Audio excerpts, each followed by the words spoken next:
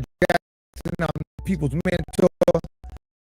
I help grow folks find purpose in their life. I help them confront the pain they even know they're carrying. You want to get some of my free coaching, link should be in the description. Ready to love music? Play it and go down the garter with tracks and produce our man. Get down with don't worry your skin out to ponder for fun may create for your or promote your babe down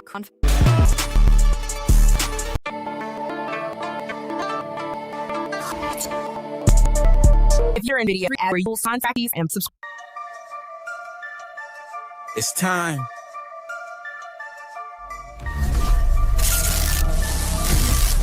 Let's crank it.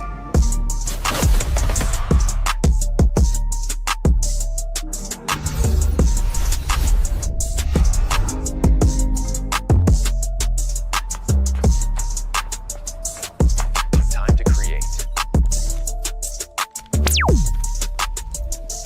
Time to edit.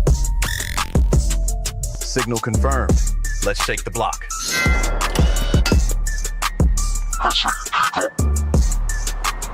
Content blast. Let's go.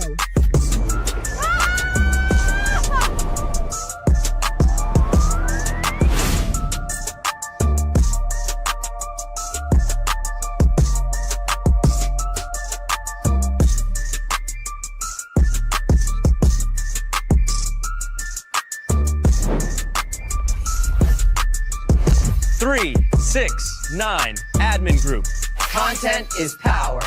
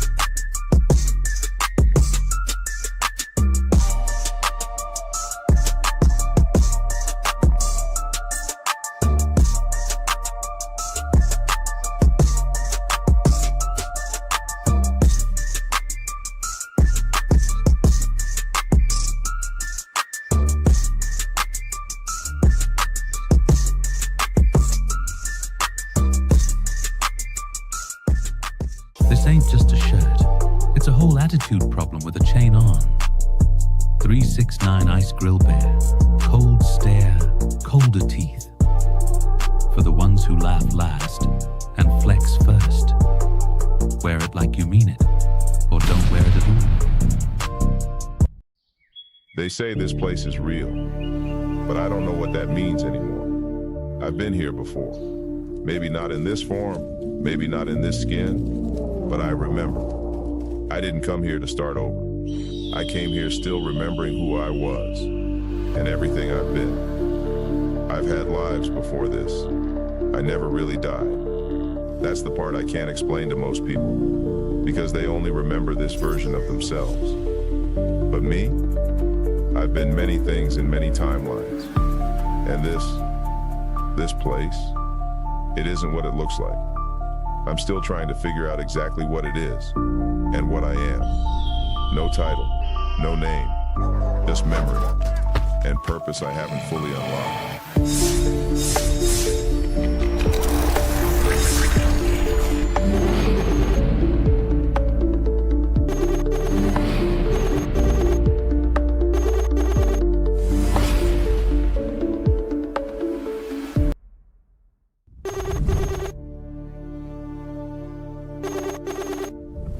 Life moves in cycles, every ending carrying the seed of a new beginning. But endings aren't always clean. Sometimes it's more like collapsing through layers of reality and wondering where you'll land.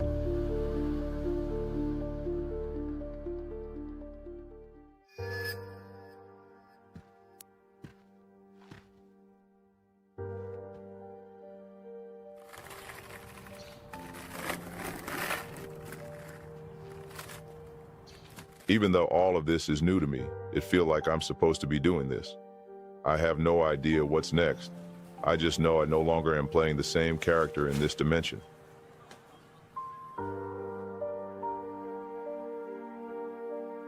I pushed myself too hard today. Thought I could handle more than I should have. And now the pain's reminding me who's in control. Multiple sclerosis don't play. It waits till you think you're good, then it hits you where it hurts. I've done the research. I stopped the pharmaceuticals, tired of the side effects, tired of the fog. I use medical cannabis now. It helps reduce the inflammation, stops the spasms, calms the seizures. I don't smoke blunts for fun. This is survival. The better the strain, the more it pulls the pain out of my joints, out of my nerves. I can move better, think clearer. And when the pain finally quiets, that's when intuition gets loud, real loud. I hear things, feel things. I've been trying to wean off this cane too. Every step feels like war, but I'm not trying to be seen like this forever. I hate needing it, but for now, it keeps me upright.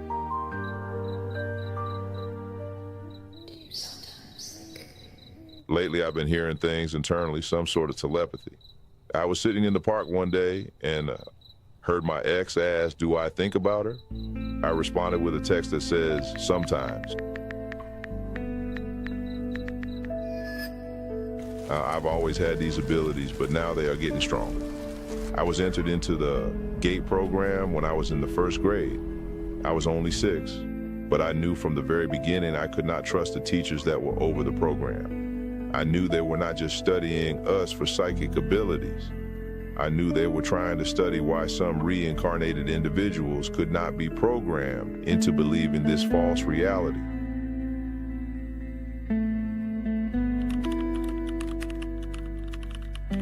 I spend every day gathering information, picking up puzzle pieces in order to find my way back to my realm.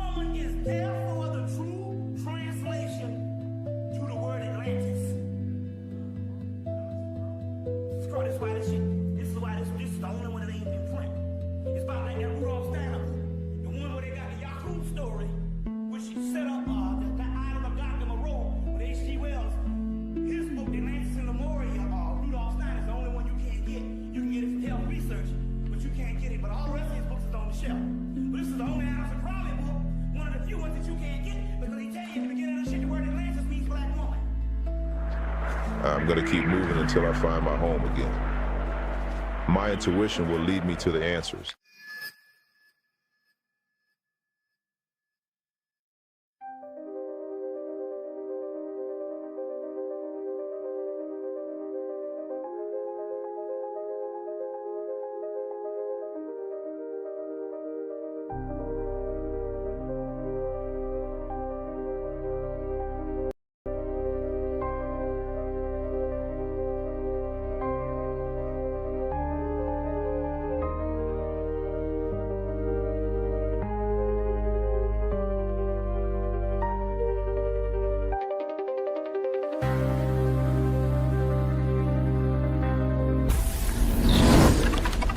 Perimeter's quiet.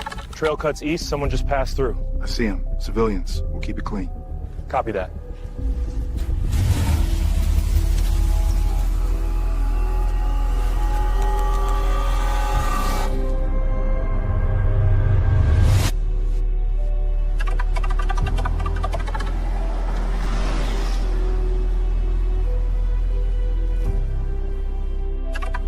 Local eyes are on us. Let them look. We're not here for long. Copy that.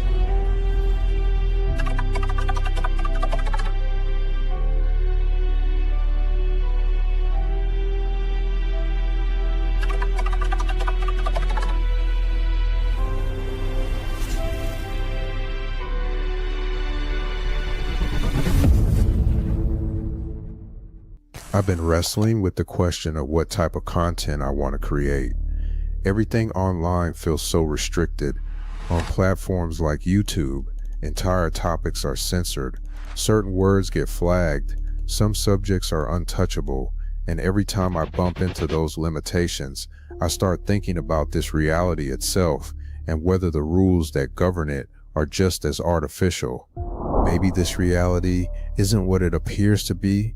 Maybe it's a generated existence, a program, and if that's the case, then my mind is the one generating it. I've always carried consciousness through every stage of life in this dimension, but I also remember more than this single lifetime. I remember being in the womb, being born, opening my eyes as a baby, and wondering, how did I get back here? Why do I have to start all over again from the beginning? The strange thing is, in other lives, I didn't always regenerate as a child. Sometimes I simply reappeared in a form I chose, already grown, already established, with full awareness of who I was. I could shape how I looked, what I wanted to do, where I wanted to go. First card out, the sun. That's clarity, renewal, a window opening. But here in this version of the program, it feels like control has been stripped away. Did I generate this limitation for myself, or am I inside a system where someone else designed the parameters? Even the abilities I've leaned on my whole life, intuition, instinct, flashes of foresight, maybe those aren't powers at all. Maybe they're just fragments of old memory resurfacing, like muscle memory of the program itself. What feels like intuition might really be recognition, remembering how the code works. That's why I find myself so drawn to things like the Mandela effect. E-A. I watch channels like Parallel Portal because they echo what I felt for years. These glitches are everywhere if you know how to look. The so-called Shazam movie with Sinbad is one. Some people swear it existed, others insist it never did. Sinbad himself denies it. The mainstream explanation is that people are confusing it with Kazam starring Shaquille O'Neal. But I know what I saw. I remember watching that Genie movie, just like I remembered the Berenstain Bears spelled with an E, not an A. My mom had all the books in the basement and the name stuck in my head because it sounded like Frankenstein. The fact that it's different now feels like the code rewrote itself. And if the code is rewriting, maybe the glitches are evidence of recalibration. The program patches itself, whole memories shift. This second card, the Two of Pentacles, sits between hope and closure. Tells me you're balancing more than you let on. The rhythm you hold now determines how the last card lands. tracks. Watch. Reality tilts. The more I look at it, the more I believe not everyone here is conscious. There are too many hollow interactions, too many people running on scripts. I think this world is filled with NPCs, non-player characters. They look alive, they talk, they move, but they don't contain the spark. And if that's the case, then trying to convince them about these glitches is useless. It's like arguing with background code. They're not meant to comprehend it. It reminds me of Westworld. You and everyone you know were built to gratify the desires of the people who pay to visit your world. Just don't forget, they're not real.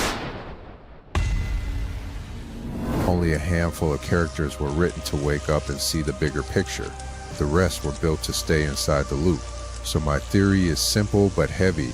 This place exists inside my mind. Maybe it's a dream state. Maybe it's a sleep experiment I chose. Maybe it's training. Maybe it's punishment. It feels like a program designed for me to remember, to extract fragments from all the other existences I've lived. I've already encountered people here that I knew in other lives. I've had moments where memories flooded back. Excuse me, could you tell me how to get to the main terminal from here? Times when I was even a ghost summoned to do things for others. Each of these flashes convinces me further that this is a scripted environment, a dimension with recycled roles and recurring actors. Instead of trying to explain these experiences or force people to believe me, I started noticing how often books, films, and stories already exist to describe them. When the portals are out of phase, you get this gap, energy leaks, efficiency drops. Slide them together like this, and the field's locked. That's the sweet spot. Everything you're moving has to pass through that overlap. It's almost like the program leaves breadcrumbs. Every time I live through something strange, I can find it reflected in a piece of media. So why try to convince anyone? The information is already embedded in the culture, waiting to be recognized by whoever is awake enough to see it. But here's what bothers me. People still cling to the idea that we have to worship something, that we must chase an afterlife, that we're here to serve some higher external goal. To me, this place is already an afterlife. It has the qualities of a game, rules, puzzles, challenges, and limitations, but it's also confining. I spend every day trying to decode what I am, why I'm here, and what the point is. And the glitches keep stacking up. We have surveillance cameras on every corner, yet children go missing with no trace. We have satellites that can zoom into license plates, but we can't get a clear photo of a UFO. A generation ago, we only had grainy black and white images of aliens or Bigfoot. Now, with everyone holding high-resolution cameras in their pockets, the footage is still blurry, conveniently blurry. Even when entire forests shake, we never get a clear shot of walking trees. Even when lights fill the sky, the video breaks down into noise.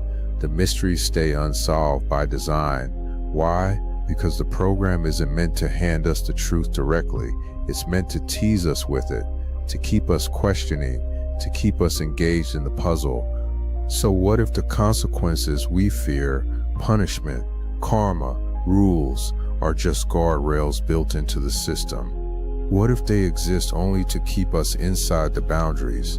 If we are the ones generating this program, shouldn't we be able to bend it, break it, rewrite it? That's the question that drives me. I believe the answers are here, but hidden in plain sight. The glitches are clues. The contradictions are signposts. The whole dimension feels like a vast, complicated game. But why a game? Why the puzzles? Why the endless mysteries? That's what I'm here to decode.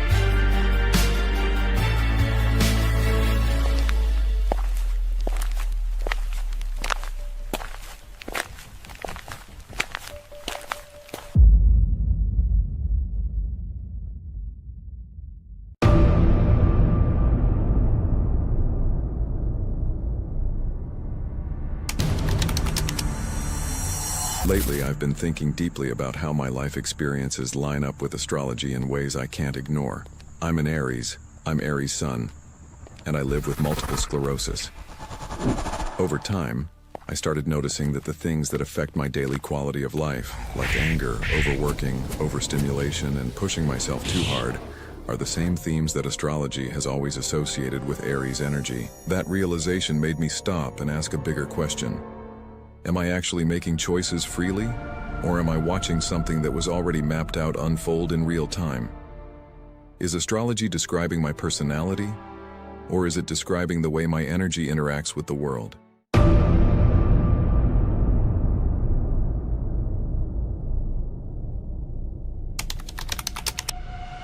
In older metaphysical systems, Aries was never just about behavior or personality traits.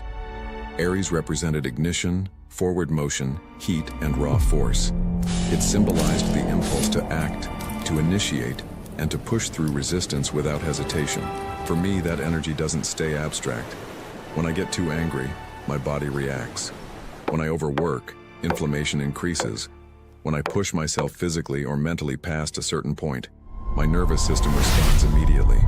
In extreme cases, that inflammation can even trigger seizures. This isn't about fear or limitation.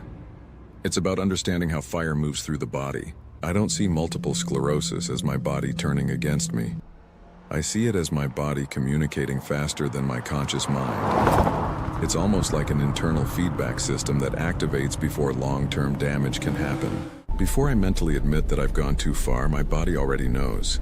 That led me to question whether some people are simply more sensitive to energetic overload than others, especially when it comes to stress, emotion, and mental intensity. Maybe sensitivity isn't a flaw, maybe it's an early warning system. Recently, I watched a talk on the YouTube channel 363 Empire, where the speaker introduced a concept that helped me articulate something I've experienced my entire life. He explained that the word psychic doesn't really describe what's happening. It's a simplified term for something much deeper. He referred to it as transcendental consciousness, which he described as the ability to access factual information about reality before it physically manifests. Not as a special gift, but as a natural function within human psychology that everyone has access to. In astrology, this function is symbolized by the planet Neptune. The way this was explained wasn't mystical in a fantasy sense. It was described more like a scientific model. Space itself was framed as a fabric, something that behaves like a radio transmitter or a cosmic memory bank. According to this idea, information is always present. Consciousness doesn't create the signal, it receives it. Just like a radio doesn't invent music, it tunes into a frequency that already exists. That description resonated deeply with me because it mirrors how my own experiences feel.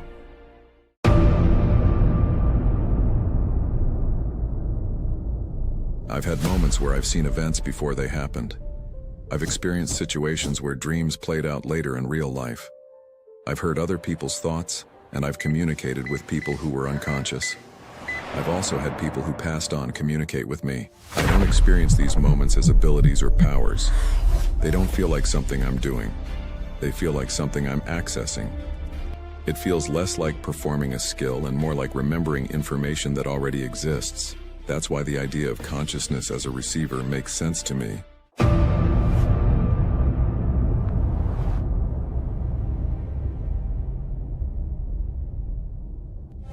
Now take that framework and apply it to what's happening astrologically. Neptune is moving into Aries.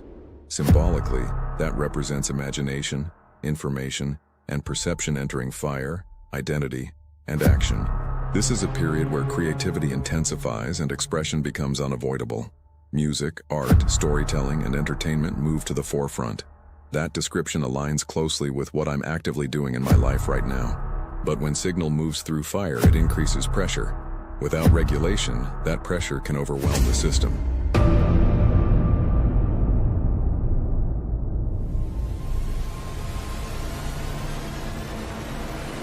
This brings me back to the question that started all of this.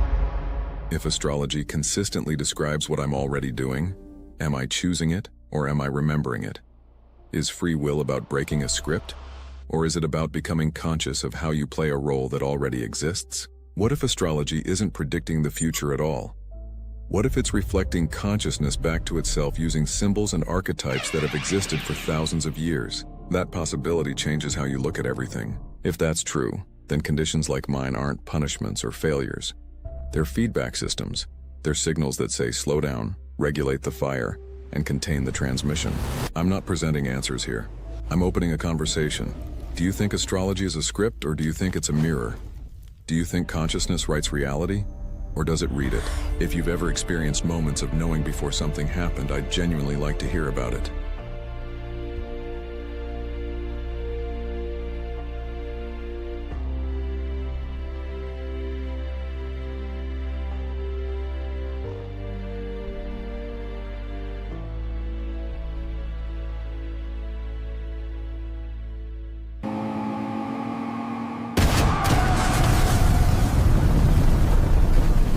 Yeah, feel that power. This is living.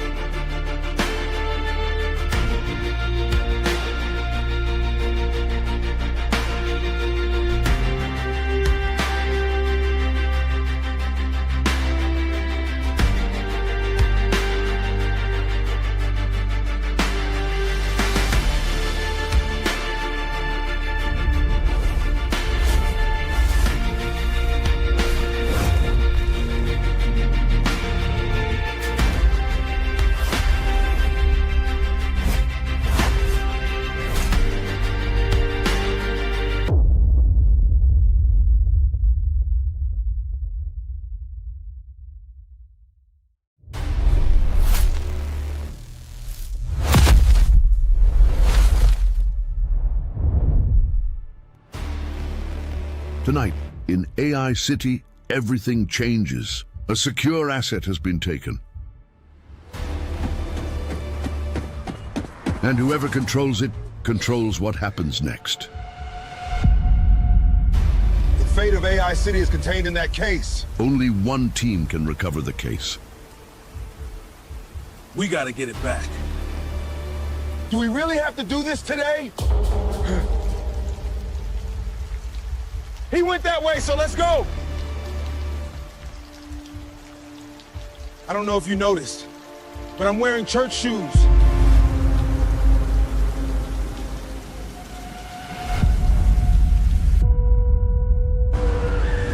They know what's inside, and they know what it can do.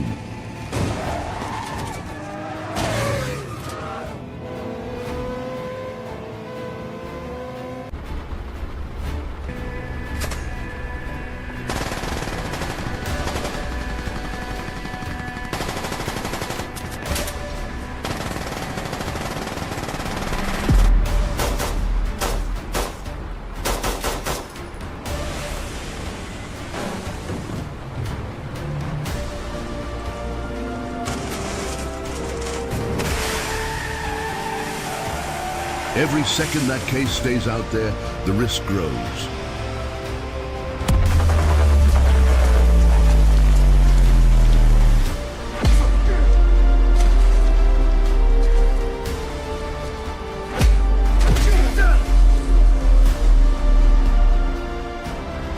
I assume you're here for the case.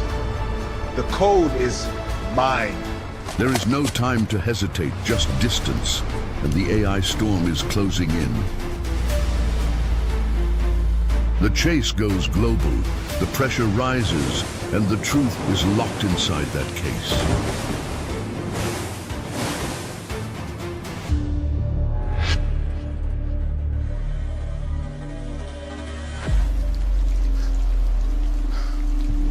If I was wearing my gym shoes, I would have caught him.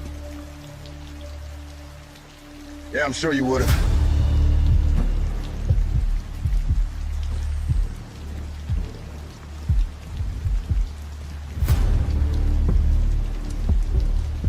Can you take us to the Higgsfield Cinema Studio?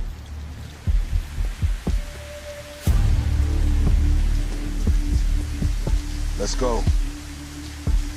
It's time we show them what this thing is about.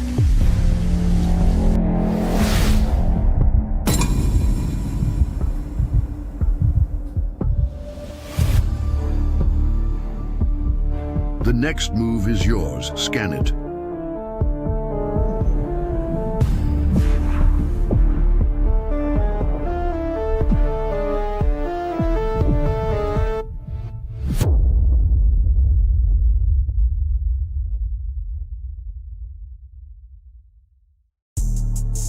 Now available, Aries Sun, Cancer Moon sweatshirt, and the 369 Razorback tank top.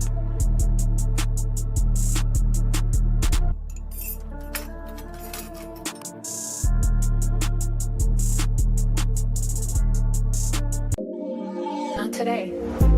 Don't be that person in the gym messing it up for everybody. Keep it fresh and clean, or else I'm gonna point you out with this shirt. Click the link in the description or scan the code now. Fetch me the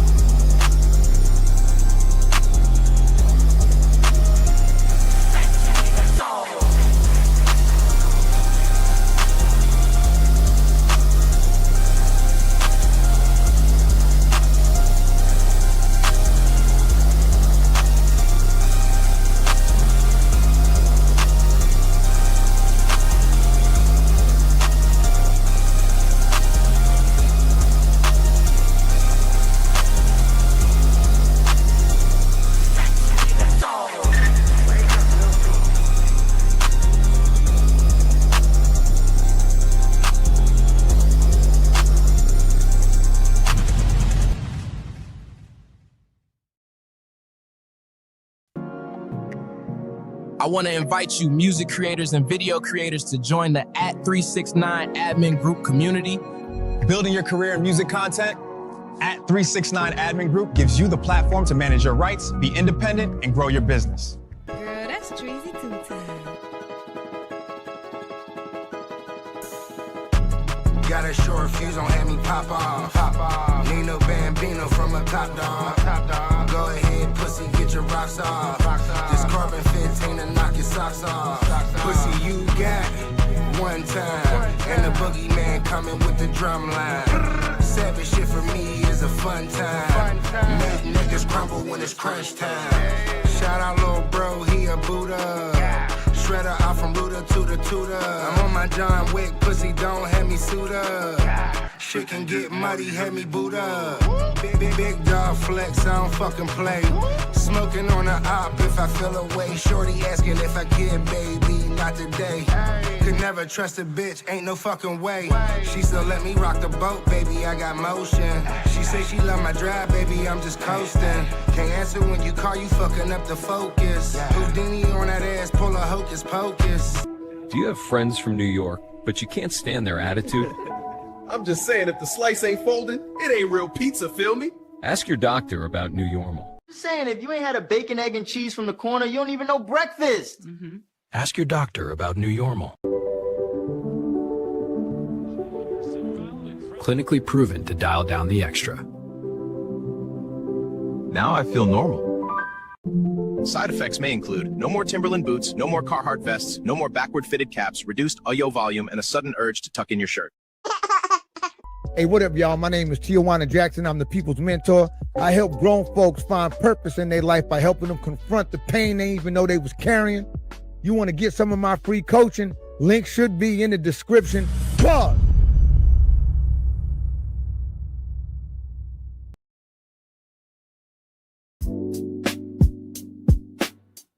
When you want to look your best, it's not just a cut. It's the confidence you carry with you when you leave that chair. Fly Factory is where precision meets presence, where brotherhood, ambition, and style all speak the same language. Because when you look sharp, you move different, you talk different, you lead different. From the shop, to the spotlight, to every major move in between, your look is your statement.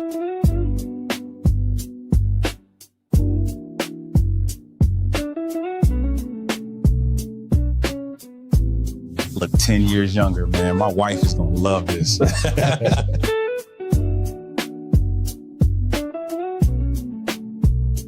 Fly Factory Barber Lounge. Be dope. Stay fly. Live different. Download the Squire app now to schedule your appointment.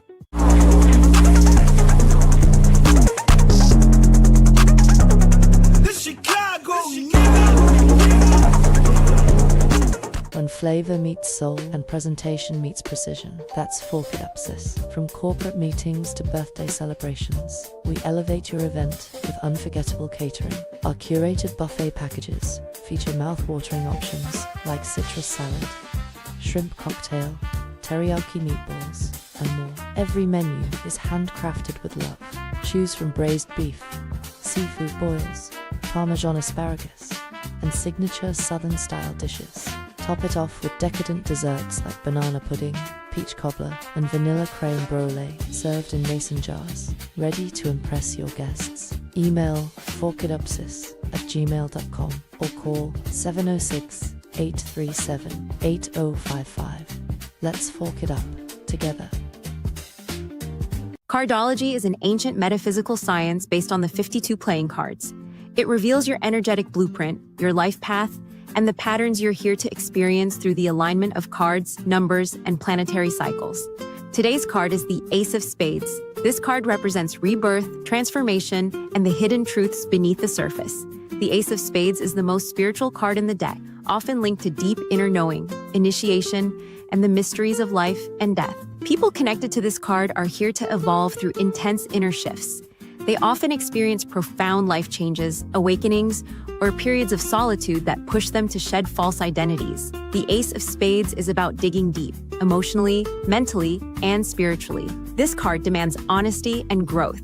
It challenges you to let go of what no longer serves you and to embrace your true purpose. When aligned, the Ace of Spades becomes a powerful force for healing, insight, and personal mastery. Want a cardology reading? Contact 369 Dimension Readings at 369dimensionreadings@gmail.com and get a yearly spread reading starting at $150. Send your current age and birthday and receive a PDF file with your full yearly spread, separated by each planetary period for one whole year. Want to know your birth card? Leave your age and birthday in the comment section.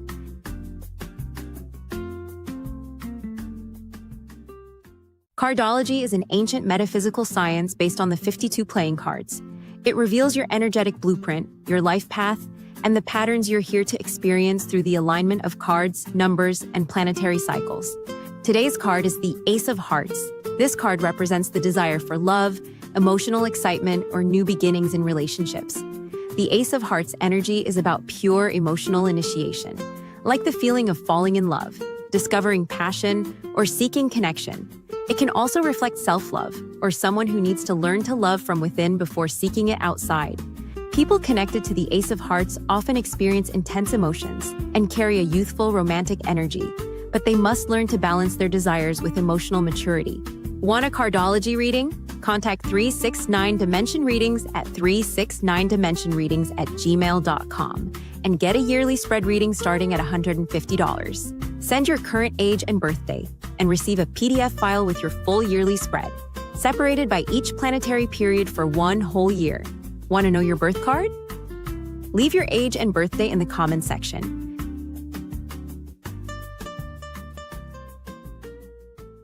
You've probably got a deck of cards lying around somewhere, right? 52 cards, 4 suits. We use them for everything, from a quiet game of solitaire to a poker night with friends. But what if I told you their real purpose has nothing to do with games? What if this deck of cards you know so well is actually a key A key to understanding your past, making sense of your present, and maybe even getting a peek at your future? Well, that is the incredible idea we're going to explore. Because you see, hidden within this simple deck is an ancient, super intricate system, almost like a secret language designed to understand human destiny itself. Now, we're not talking about magic tricks or pulling a rabbit out of a hat here. This is a seriously complex system of knowledge. Some people even trace its roots way back to ancient Egypt, suggesting that the 52 cards are a perfect mirror for the 52 weeks of the year. So, what is this system actually called? Does it have a name? You bet it does. It's called cardology. At its heart, cardology does something pretty amazing. It takes the huge, sometimes kind of overwhelming worlds of astrology and numerology, and it boils them down into something we can all hold in our hands, a standard 52-card deck. It's meant to be a powerful tool for self-discovery that anyone can tap into. This whole idea was really brought into the modern world by a guy named Only Richmond, and he had this fantastic term for it. He said the cards are astromagnetic. He believed they work like little magnets for cosmic energy. Kind of like the law of attraction, you know? Each card is tuned to a certain vibe, and it attracts similar energies into our lives. So instead of just seeing a jack of spades, try thinking of it more like a zip file. It's a placeholder, a compact summary of massive amounts of data about our personalities, our karmic patterns, and our unique life journey. It's a way to make the cosmic feel really personal. Okay, so that's the theory, and it's a cool one. But so what? How can you actually do anything with this? How does this become a real, practical tool you can use in your life? Well, first up, it's all about gaining clarity. This system gives you a framework to look back and decode your past, to make sense of all the things that made you who you are. And it also helps you look ahead, to see what energies are coming so you can find the silver lining in pretty much any situation. And it's not just about understanding things. It's about empowering your choices. With a little bit of this foresight, you can navigate obstacles so much better. If you've ever felt stuck in a rut, cardology can help you see the patterns behind it and actually map out a personal game plan for success. And finally, it's about getting that deeper perspective. The cards can help you really align with your life's purpose, you know? They can confirm those little gut feelings you've always had and give you the confidence to see challenges not as roadblocks, but as part of a much bigger, meaningful story. So, how does this work for you? How do you get from a generic deck of cards to your specific life story? Well, it all begins on the day you were born. The way cardology works is that your birthday assigns you what's called a birth card, but that's just card number 1. From there, a personal map of 13 key cards gets laid out. This is called your life spread, and it is your unique blueprint charting out the big themes and cycles of your entire life. And here's a look at how that blueprint unfolds. Each of these key positions in your spread is linked to a planet, and each one represents a 13-year cycle. It all starts with your birth card, which is ruled by the sun. That's your core identity. Then you move into Mercury for your childhood, Venus for your teens and 20s, Mars for your ambition, and so on. It's amazing. This timeline just makes it crystal clear, doesn't it? Each 13-year period is its own distinct chapter. The card you have under Mercury describes your early mental development. Your Venus card shows how you form your values and what you're drawn to. The Mars card reveals how you learn to go after what you want. It's like a complete developmental map of your life. And the system points to this really fascinating turning point that happens for all of us in our mid-40s. At age 44, you're said to experience something called the spirit spread, which is like going back to your perfect pre-birth blueprint. Then at 45, you have this symbolic rebirth, where your original life spread comes back, but now you get to approach it with a much wider, more evolved perspective. So when you put it all together, what are we really looking at? It means the deck of cards you've got sitting in a junk drawer. It's so much more than just a toy for entertainment. It's a gateway to a remarkably detailed system of self-knowledge. Cardology gives us this structured, elegant way to explore all the complex, invisible energies that shape our lives, and it does it all through the beautiful simplicity of just 52 cards. And that brings this all right back to you. The whole system says your entire journey, your past, your present, and your future is all encoded in the cards, starting with the day you were born. So the only question left is, what secrets does your birthday hold?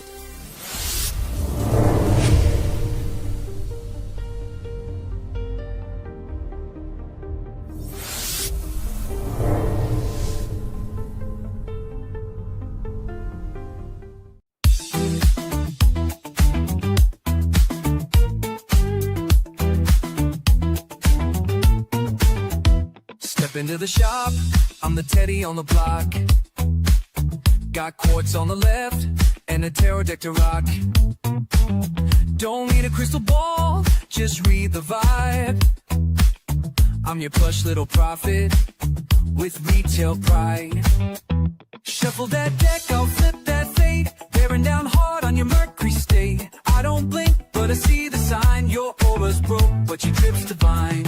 Read my paw, I'm feeling clairvoyant, pulling hearts and diamonds ain't that flamboyant.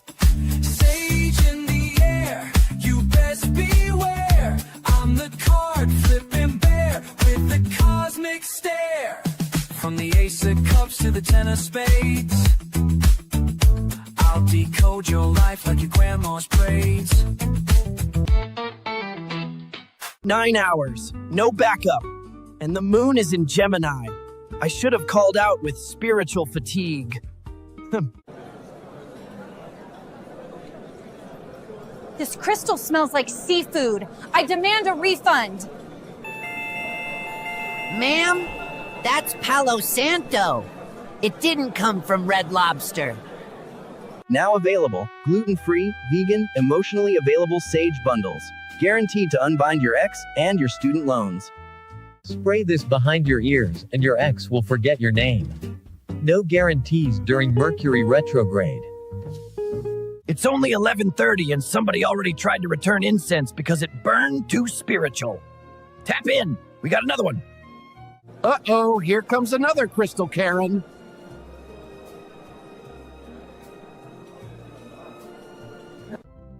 Hi, welcome in. Let me know if you need a therapist and a refund policy. Great! I just scattered 3 love spells and a protection grid. Guess I'm single and cursed now. They scheduled me alone on a full moon sale. If I disappear, check the salt line behind the register. 1, 2, 6 unsold Mercury retrograde journals. Can't fix your life in print, babe. She asked if the chakra spray works on her cat's attitude. Y'all, I clocked out mentally 10 minutes ago. If anyone asks, I'm meditating. If the manager walks in, I'm channeling the ancestors. Y'all, we got Sage bundles on sale that come with a free guilt trip and minor psychic upgrades. No receipt required. If y'all keep arguing about Libras, we're all getting fired. Sign up for our loyalty loop. 10 spiritual breakdowns, and your next aura cleanse is free. Energy's not refundable, though. With this flame, I release the memory of every awkward customer today.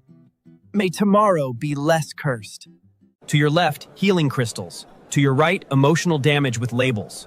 Welcome to 369. Inner peace sold out again. But nobody touched accountability.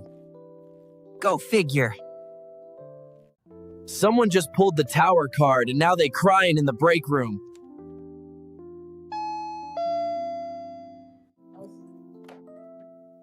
Do you have a crystal that blocks my ex-husband's negative energy but also attracts a millionaire? No refunds. No exchanges. No touching the singing bowls unless your spirit guide told you to. She tried to pay with a tarot deck and store credit from Mercury retrograde. I told her, go manifest a debit card. Don't forget to cop the drip, y'all. Bear magic hits different. Like, comment, or send snacks. I'm down a chakra in 2 hours of PTO. Introducing the 369 offering Bear Duffel Bag. 369 offering Bear Duffel Bag is perfect for any adventure. And the pink Bear Duffel Bag is sure to turn heads.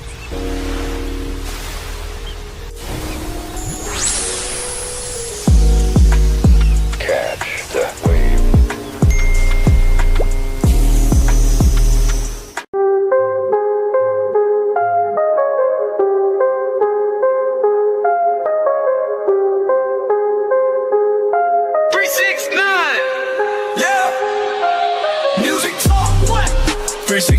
On my mind every time. Music talk when I'm on my grind. 369 on my mind every time. Let's go. Music talk when I'm on my grind. 3-6. Oh. 3-6. Hey, 9.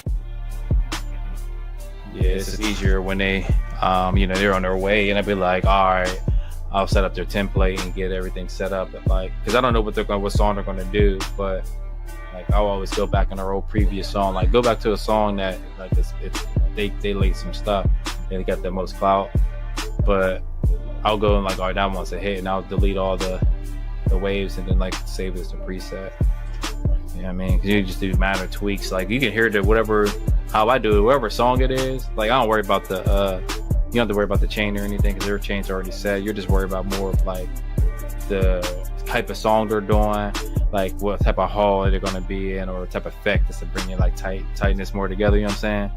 Right. Like I'll go and mess with that. Like what room I should put them in, and then like what kind of effects I should do on this type of track. So it's like I'm focused on more attacking and adding, than more trying to really mix in. You know what I mean? That water set is like too much. So it's like get a bass set.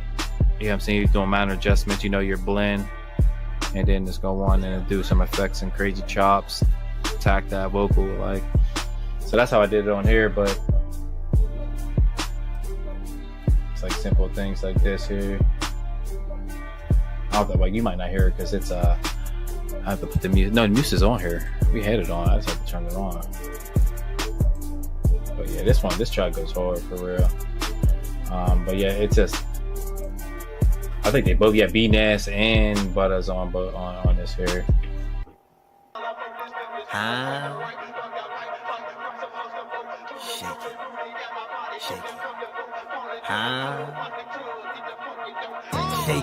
Shake it, she throwing that ass around. Shake it, she throwing that ass around.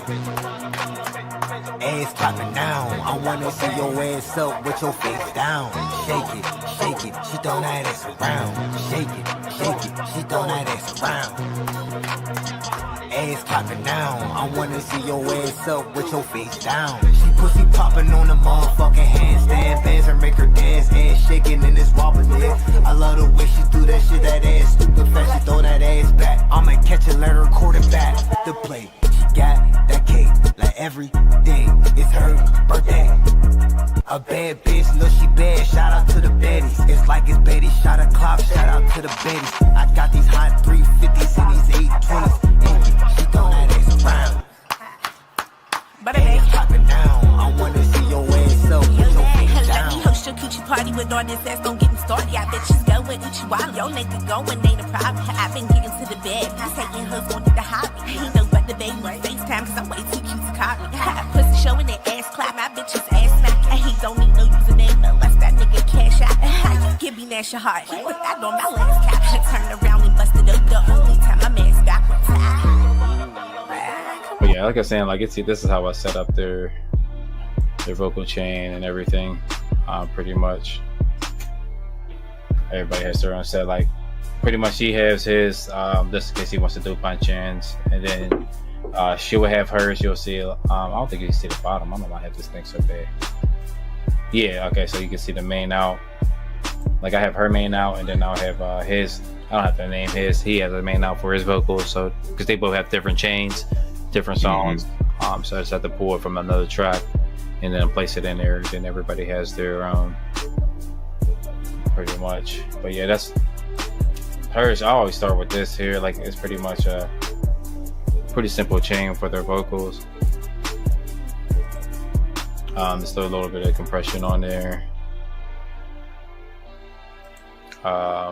I use this plugin right here. This one's my go-to. Kind of get those vocals like more kind of sharp and peaking more. Then there's some R box just to give it that mid compression.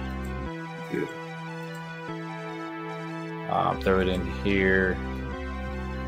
I like how they keep that waves always keep that old look on these things, man, because they look just like the actual unit, so you just know how touch it, and just a little bit of de-esser on there, pretty much. But it runs through there. This is just like an inline, like that's their inline main thing. You know what I'm saying? So like basically, I try to master the vocal, but like separately. So it'll go in. That's just like the preset you're recording. But their master out, you see like hers will go through this here, but this one more kind of, this is like master touches. And like what I mean master is like slightly, you're only doing 1 dB at a time. Like it's not a whole lot. Like it's 1, 2, like I need one more here of that extra peaks, or you see what I'm saying? And then same with the not goof off. So goof off, like I said, I use this as what it is a AI kind of EQ. It finds sweet spots that it can sharpen up. So I'll do it as the last channel. But hey, what else can you find to boost up that vocal? You see what I'm saying? Right. This you know, I gate pretty much the gate. This shuts off. They don't have to.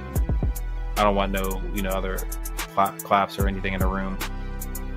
And then this is my favorite go-to. This gives that more, especially on female vocals, like that high end. I left with the FX right here, or HF. I like these messing around here. That's the high ends where it gives it that more sweet spot on the vocals. So that's where my go-to is.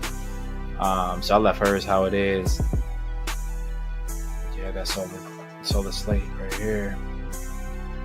But like I said, the Goof Loss is a go-to. I don't know if you ever seen it or mess around with it. This is the master version, which is going to be the white version. The one that I use like beats and like melodies or like samples and things like that. There's a different version. It's the blue version you see I use. That one's this one. Like I said, this one the master, you only need like I do like your slide. It's only got 3 dB, like 3. You see what I'm saying? And like about that, since it's a female vocal and this needs a little more bassy, so I put like a 0.7% like extra, give it more tone. But that's pretty much it. Like when I be doing like mixes with like artists and things like that, like they have their own little sets. Yeah, I've seen that. I never messed with it, but I've definitely seen a lot of people use that. Like Goof Loss? Yeah. Yeah, it's definitely a go-to. But yeah. Yeah, let me hear some samples. We're about to go switch over to some Black. Tony Black. I want to hear some official. Trying to build real business credit but don't know where to start? We've got you. Download the free ebook, Building Business Credit with Net 30 Accounts, your step-by-step guide to establishing credit the smart way. Perfect for creators, entrepreneurs, and small business owners ready to fund their growth. No fluff, just strategy. And it's free. Scan the QR code now and take the first step toward financial power. Tap in, lock it down. Create with confidence. They said Aries was too much, too loud, too bold. Good. This collection wasn't made for the background. It was made to kick the door in. Aries. Born to lead, built to burn. Only at 369 merch. This ain't just a shirt. It's a whole attitude problem with a chain on. 369 Ice Grill Bear. Cold stare, colder teeth. For the ones who laugh last and flex first. Wear it like you mean it, or don't wear it at all. If you're a creator in music or video, at 369 Admin Group is where you get the tools to own your content, track your royalties, and build your empire. Subscribe now.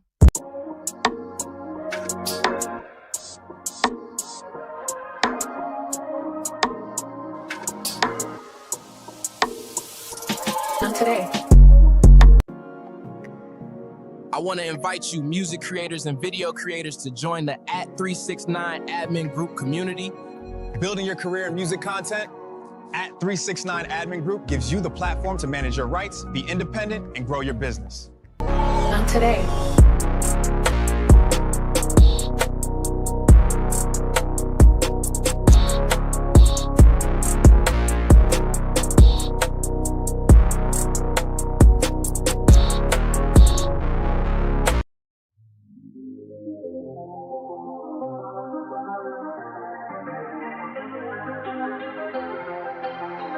Set off free.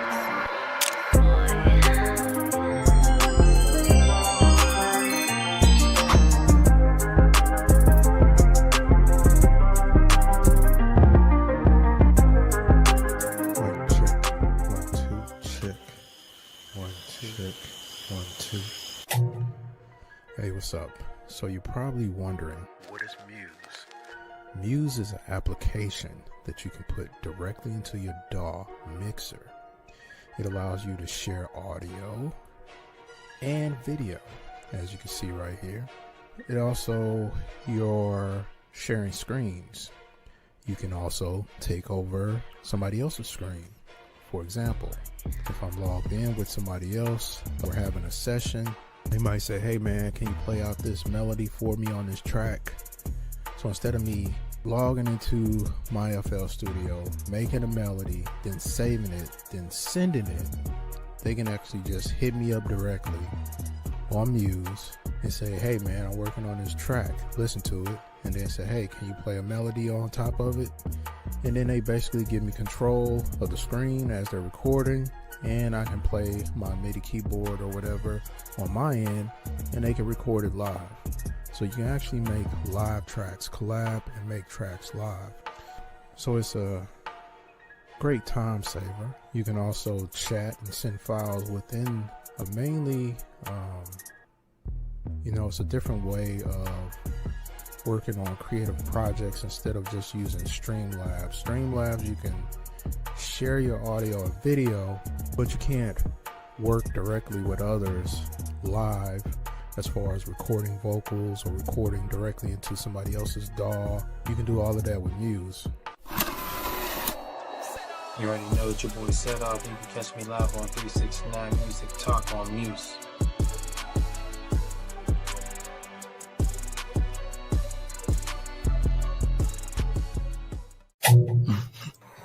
I gotta make it so I hear it too.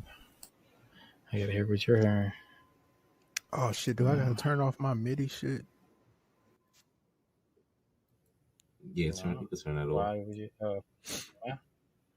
Oh wait, hold on. How your screen and his screen sharing at the same? Nah, what's going on? Yeah, that's him. I ain't got him on full screen right now. You gotta end your screen share. Mine, okay. Let me see. No, because I can see his. Swap the screen. Yeah, to I the can side. see his. Oh, there you go. Is mine sharing? Yeah. Was mine already sharing? Yeah. It says settle piece of sharing screen. Yeah. Oh, okay. It don't even say nothing on my end. Look, it used to be up here at the top. I don't even see that. Yeah. Well, unless it's covered. Oh, it is covered. I have it. I have this overlapping. But yeah, I should be able to hear this now. Yeah, you can hear this joint. Yeah. Yeah, I hear it.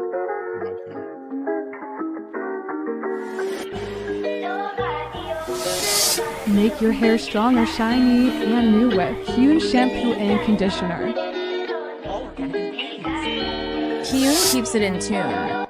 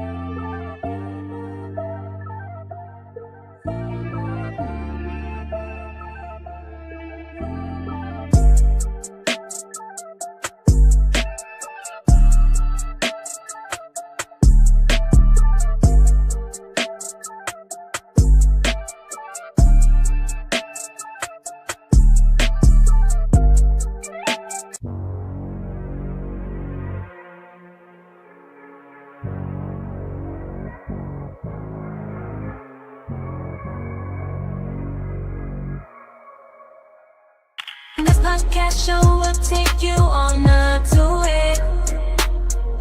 369 Music Talk on News. Get ready for the beats, the rhythm, and the news. Tune in, vibe out, and let your worries fade. With 106 Big B, and we'll set the perfect place. Ooh. I just put that one up there. That's fire though. I like that made this, vibe. Where you going with it? What was your idea with this? But this one right here, I was just going more of like that, more like I kind of made, like I said, I made this like a kind of a sample kind of, but like a playing on the old radio, but with this real dope reggae kind of beat, the swag in it. Like I was just trying to think of like an idea on like on a kind of a vacation vibe, like to the islands, you know what I mean?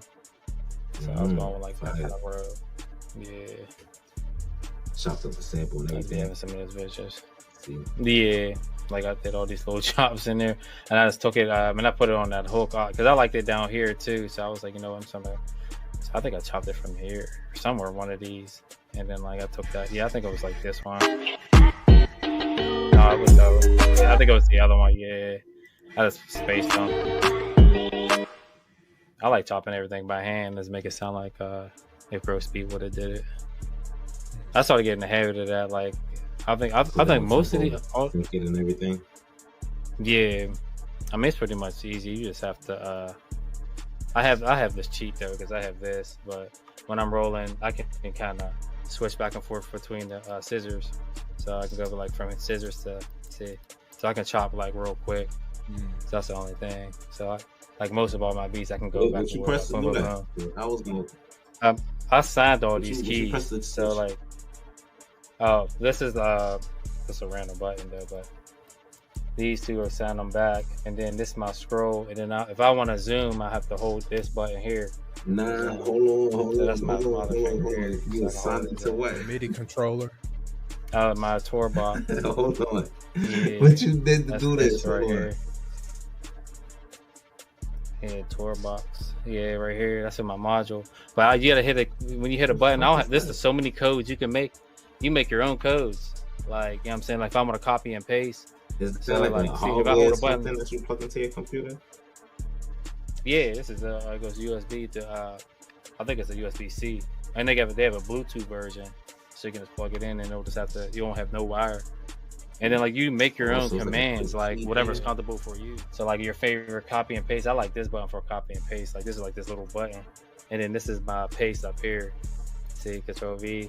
And you sign whatever your favorite little hotkeys are, and then like your scroll, even though like when you scroll the wheel, like I can scroll this, like it just makes my my work or my time like fast to do something real quick. But yeah, that's that tour box. Like.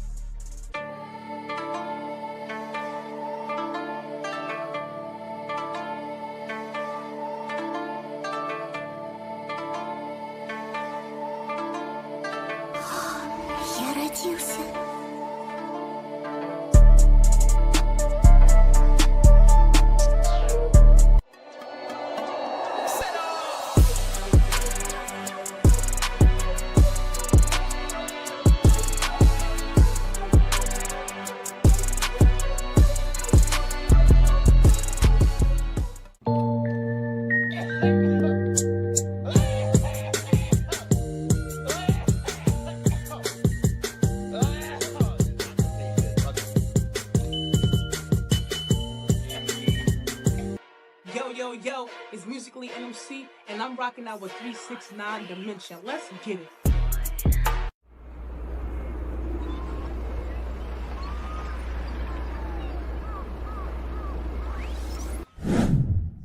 I use it for everything, even video editing. Like, yeah, make it swiftly.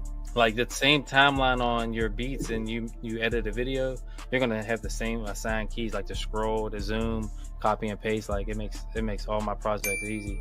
Like when I'm editing videos too, so I use the same techniques of FLs. So you don't even use a mouse; you just use that.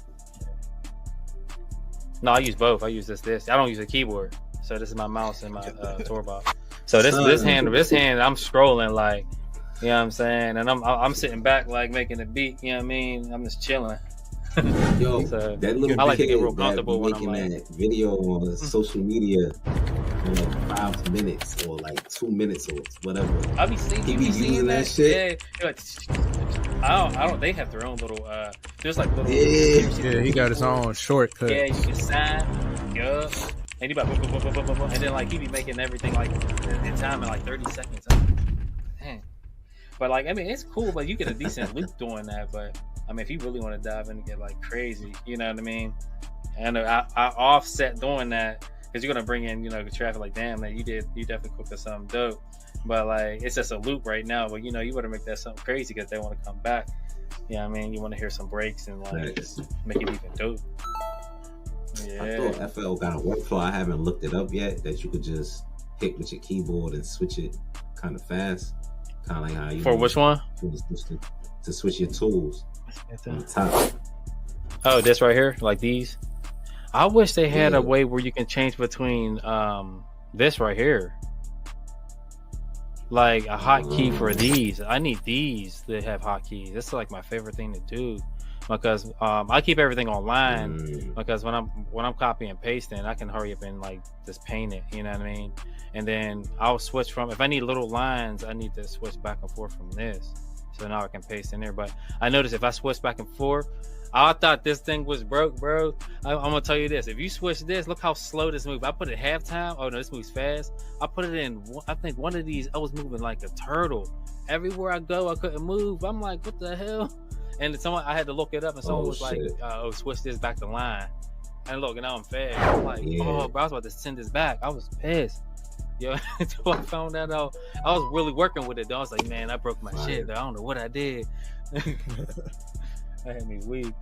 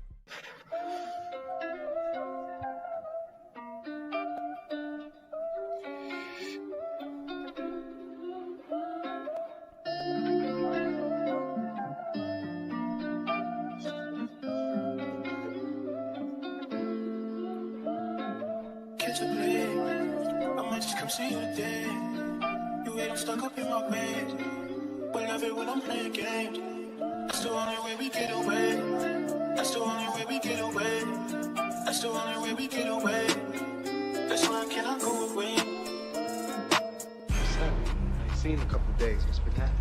Man, get off that shit. Over. It ain't nothing nobody can do about it now.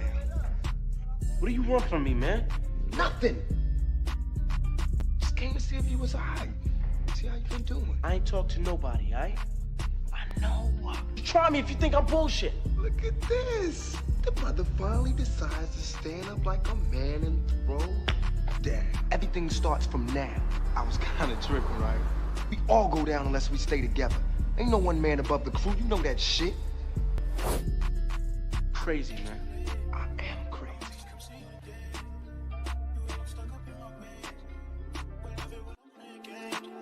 That's the only way we get away. That's the only way we get away. That's the only way we get away. That's why I cannot go away.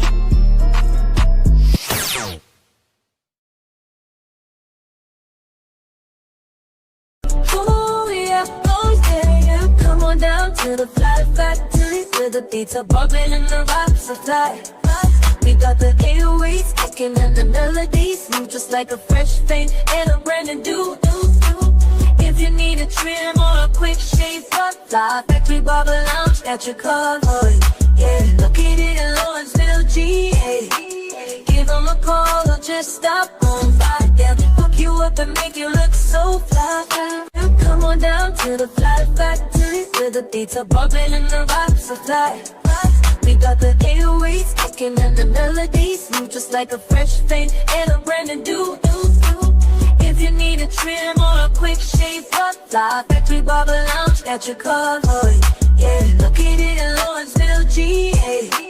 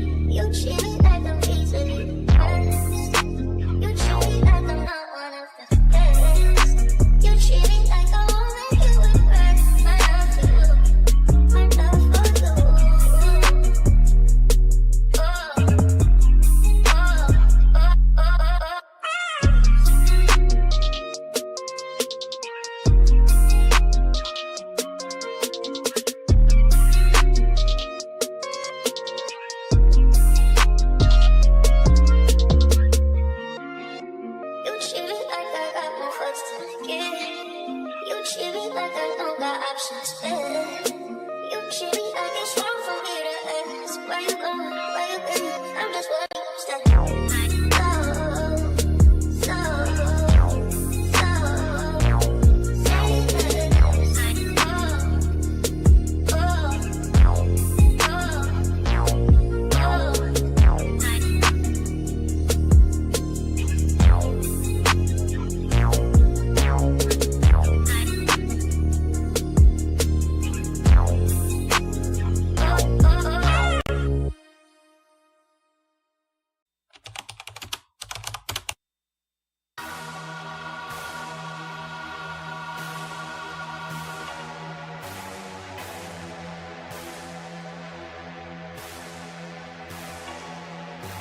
Done serve my time, man. Put that on my hand, man. Get out on the grind, man. Slang some of it dope in the street for my ride, man. See, I ain't a fool, man. Focused into you, man. While you with my grill and you done serve my time, man. Put that on my hand, man. Get out on the grind, man. Slang some of it dope in the street for my ride, man. See, I ain't a fool, man. Focused into you, man. While you with my grill and you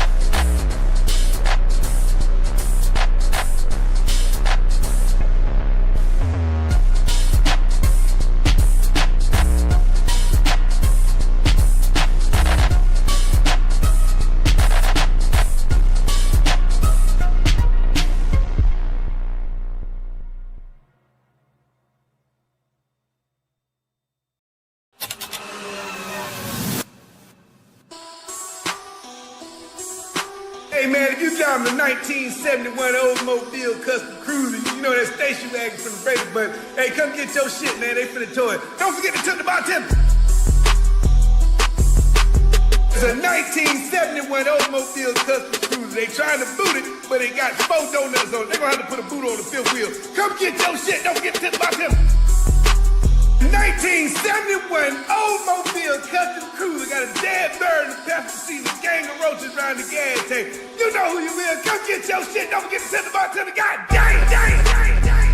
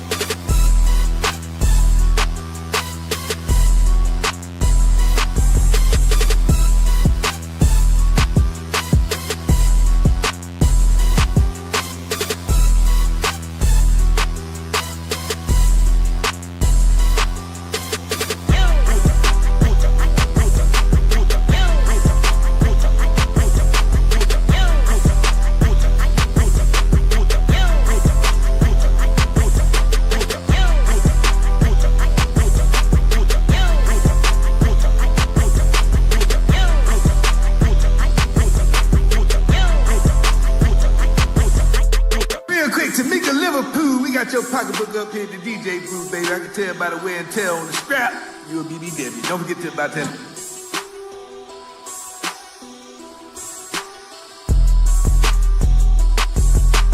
They ain't want to take it here, man, but if you own a baby fat pocketbook with 2 full bottles of Dush, a thing to roll on deodorant, and a prescription for azithromycin, what the fuck is it? Don't worry about it. We finna Google it. Don't forget to tell the bartender, God dang, dang, dang, dang, dang, dang.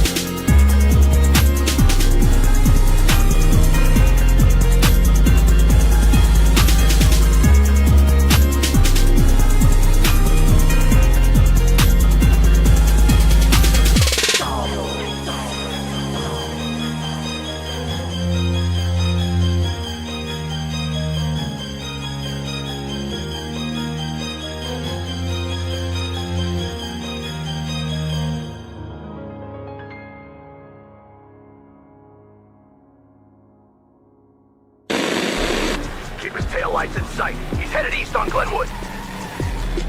Y'all ain't touching me tonight. Come on, baby, hold together. Fifth gear, let's cook. Nitrous on.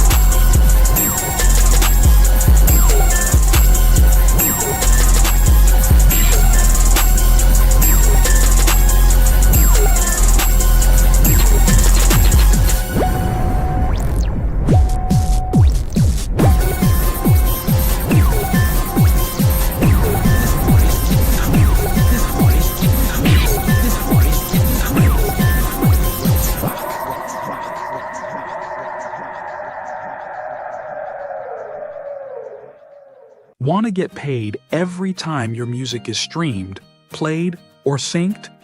Let's break down how to register your music the right way. Step 1. Join a PRO, performance rights organization like ASCAP, BMI, or CSAC. Step 2. Register your song with the MLC, the Mechanical Licensing Collective, so you get paid for digital streams. Also, register with SoundExchange.com. Step 3. Use a publishing admin service like SongTrust to collect your royalties from over 200 countries. Step 4. Use DistroKid or TuneCore to distribute your song and register your ISRC and metadata properly. Or stay independent, buy your own barcodes, and own your own ISRC codes and distribute on your own independent website. Step 5. Always file a split sheet if you have collaborators. Publishing starts with ownership. Document everything. Want help setting this up? Follow for more music publishing tips. Streaming platforms, distribution platforms, they're changing the game again. Now they're putting out new policies about AI-generated content, about samples, about licensing, and it's all designed to limit your ability to get paid. And I want you to pay attention to the bigger picture here, because this is the perfect time to privatize your business. To stop depending on these platforms to approve how and when you make money off your own work. Let me give you an example. Lander just sent out a notice. If your track is fully AI generated, you're not getting monetized. If your track has non-exclusive samples, you're not getting monetized. Even if your music is fully original, they can still flag it and delay or deny your release. And they're moving the goalposts. Now they're even charging creators more just to access the basic monetization you use to get by default. Understand this. These companies are not here to protect your business. They're protecting their business. And the more power they give themselves to decide what gets paid and what doesn't, the more they own your income stream. So the question is, why would you build your career inside someone else's system when they can change the rules at any time? This is why I'm telling you, privatize your business now. And I'm not talking about just setting up a simple LLC to look official. I'm talking about building a private LLC, controlling your publishing admin, and running a content creation house where you set the rules, not the DSPs. When you build it private, you don't rely on Spotify to approve your release. You don't rely on YouTube to decide if your track is monetizable. You don't rely on distributors to decide if your sample is safe enough. You own the platform you're building. Now people say, well, if I don't stream on DSPs, what am I going to sell? Who's going to buy a record? Nobody even has a tape player anymore. That's the wrong way to think about it. You can sell USB drives. You can bundle download links with your merch. You can sell limited edition physical products. You can run subscription models where people pay monthly to get access to your content, music, merch, behind the scenes, lifestyle products. The point is, stop thinking of your music like it's just a product to throw on Spotify and hope for streams. Think of your music like it's a brand, and your business should reflect that. One thing we're building into 369 Admin Group right now is exactly this, giving creators a structure to move independently. A lot of artists think too small. I'm just going to drop an album. That's cool, but why not build a subscription where people pay $15 or $25, even $50 a month to get exclusive content, your music, your merch, maybe even other lifestyle products that align with your brand? You can bundle almost anything. Custom vapes, CBD products, wellness products, whatever connects to your audience authentically. And now you're not just dropping music and hoping DSPs pay you. You're controlling a full revenue system that you own. And here's the part most artists don't even realize. Major labels designed the system this way on purpose. They want you trained to release through their channels. They want you trained to promote through their channels. They want you fighting over playlists, not building your own revenue engine. Because the second you build your own house, you're outside their monopoly. Understand, labels own venues, billboard space, ad channels, touring platforms, licensing pipelines, and they built that monopoly so they can control the flow of money. But what happens if creators stop feeding their system? The monopoly dies. And the way you do that is by privatizing what you're doing, moving smart, not broadcasting every move, building a lean, powerful business behind the scenes. That's what we're building at 369 Admin Group. Not a public platform, not a system where everyone sees every move, but a private publishing administration incubator. Creators need a home where they can build their business and own their IP, not lease it through a streaming platform. And I'll tell you this, the ones who figure this out now, while the platforms are tightening their rules, those are the ones who will win over the next 5 years. So the question is, are you going to keep playing the same game with the same rules? Or are you going to build your own system? That's what this series is about. That's what we're doing with 369 Admin Group. AI companies aren't the problem. The problem is they don't want to pay you. They built billion-dollar tools using your music, your images, your voice, all without asking. Why? Because they said asking for permission would kill the AI industry. Let that sink in. Meta's former policy chief said giving creators control would ruin the AI business model. They call it fair use. But what they're really doing is looking for a loophole, hoping the law won't catch up. Because if the law catches up, the money slows down. And right now, they're racing to lock it in. If you're a producer and you want to sample a track, you clear it, you pay for it, you get approval. But these AI companies, they want to sample your entire catalog without even a DM, not just one track, your whole voice, your style, your catalog, and they expect you to smile and watch them do it. In the US, creators have to opt in to let their work train AI, but in the UK, they tried to flip it, opt out only. If you don't say no, they act like you said yes. And the biggest artists in the world already spoke up. Do not let this happen. But what about you, the independent creator? You think they'll wait for you to catch up? Meanwhile, AI startups are training their systems on your content and selling tools that compete directly with you. Tools that sound like your music, write like your script, move like your style. And they expect you to be okay with that. No credit, no check, no control. That's why we built 369 Admin Group. Not just to protect your work, to give you power to monetize it your way. You don't need to chase playlists. You don't need to chase labels. You don't need to chase Silicon Valley.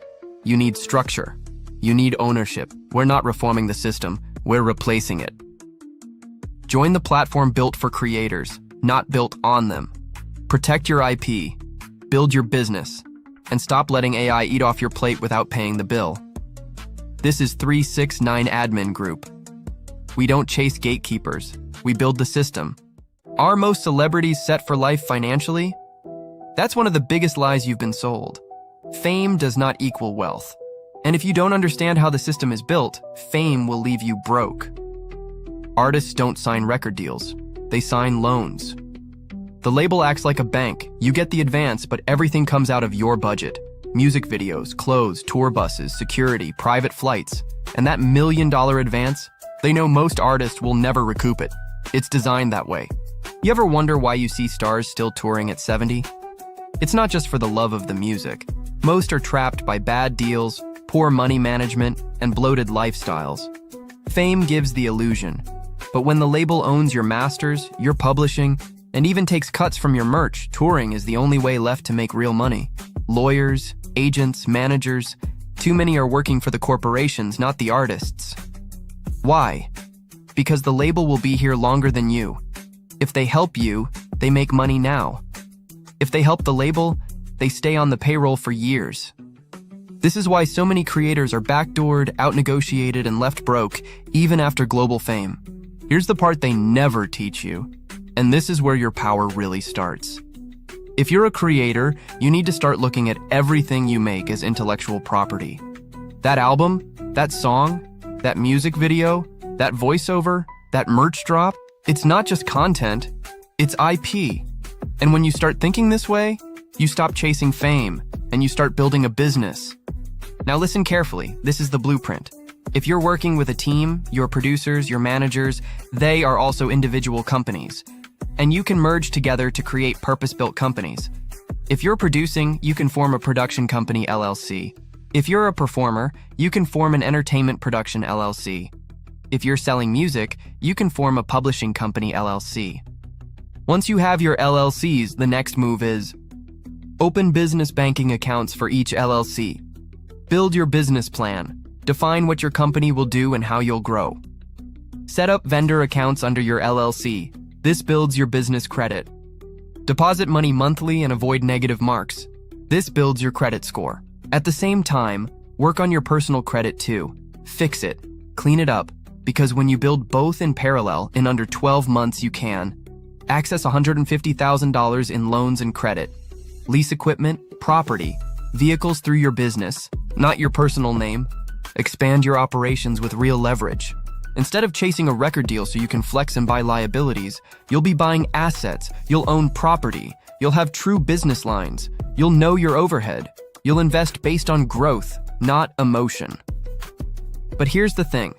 This level of movement requires administration, structure. That's why so many artists fail. They want the fame, but they don't want to do the paperwork. At 369 Admin Group, we built this to help you administer your IP, so you can think, build, and move like a company, not an employee. This is why we built 369 Admin Group, not to chase playlists or radio, not to chase the same systems that were designed to leave you broke. We built this to give creators ownership, structure, and the tools to move independently. Because if you don't build your own system, the industry will keep building one on your back. And trust me, they will eat first, every time. Join the platform built for creators, not built on them. Protect your IP, build your business. Stop chasing a game that was never designed to let you win. This is 369 Admin Group. We don't chase gatekeepers, we build the system.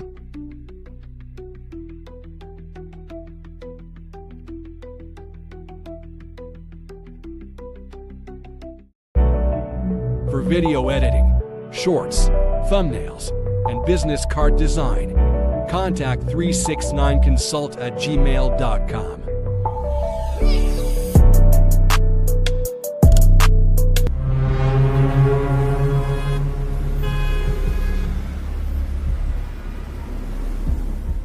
Welcome to Higgsfield.ai. Glad to have you here.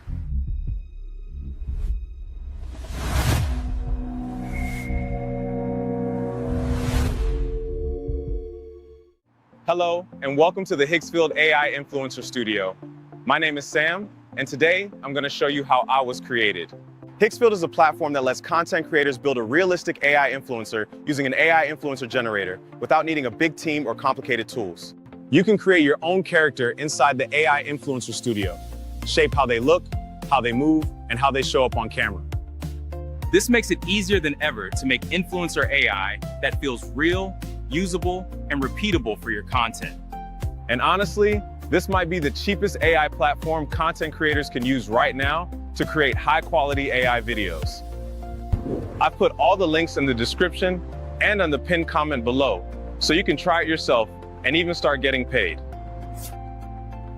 Now let me show you how it all works.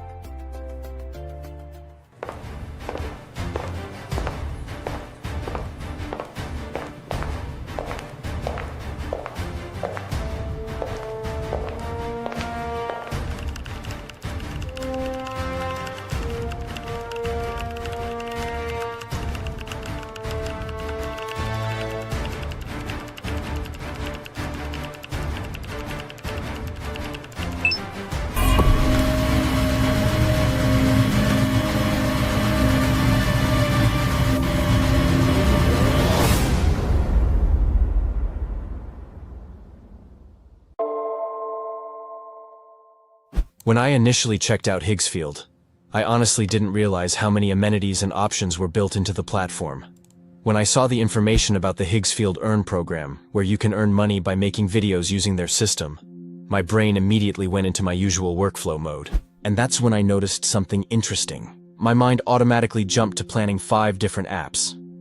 I started thinking about how I would split my 2-monitor setup, which app would generate images, which one I'd need to remove watermarks, which tool I'd use to resize everything for vertical video, and then how I'd handle voices, animation, and consistency across scenes. That's usually how it goes. And the more I thought about it, the more I realized how programmed that thinking was. Especially if you're on a budget, that kind of workflow can get complicated fast. Consistency becomes another problem altogether. If you're using 2 or 3 different image generators, keeping the same character looking identical from scene to scene can be a real headache. When you log into the AI Influencer Studio inside Higgsfield, you're immediately given 2 options. You can either build a character visually, or you can generate a character using a detailed prompt. I chose to start with a prompt. I wanted to create something unique first, something tied to a specific idea, before touching the builder options. For me, that meant figuring out the character and the storyline at the same time. So the first thing I did was open ChatGPT and write a script describing the type of AI influencer I wanted to create, who he was, what he represented, and the kind of scenes I imagined him in. That script helped me reverse engineer what kind of images I needed for the video.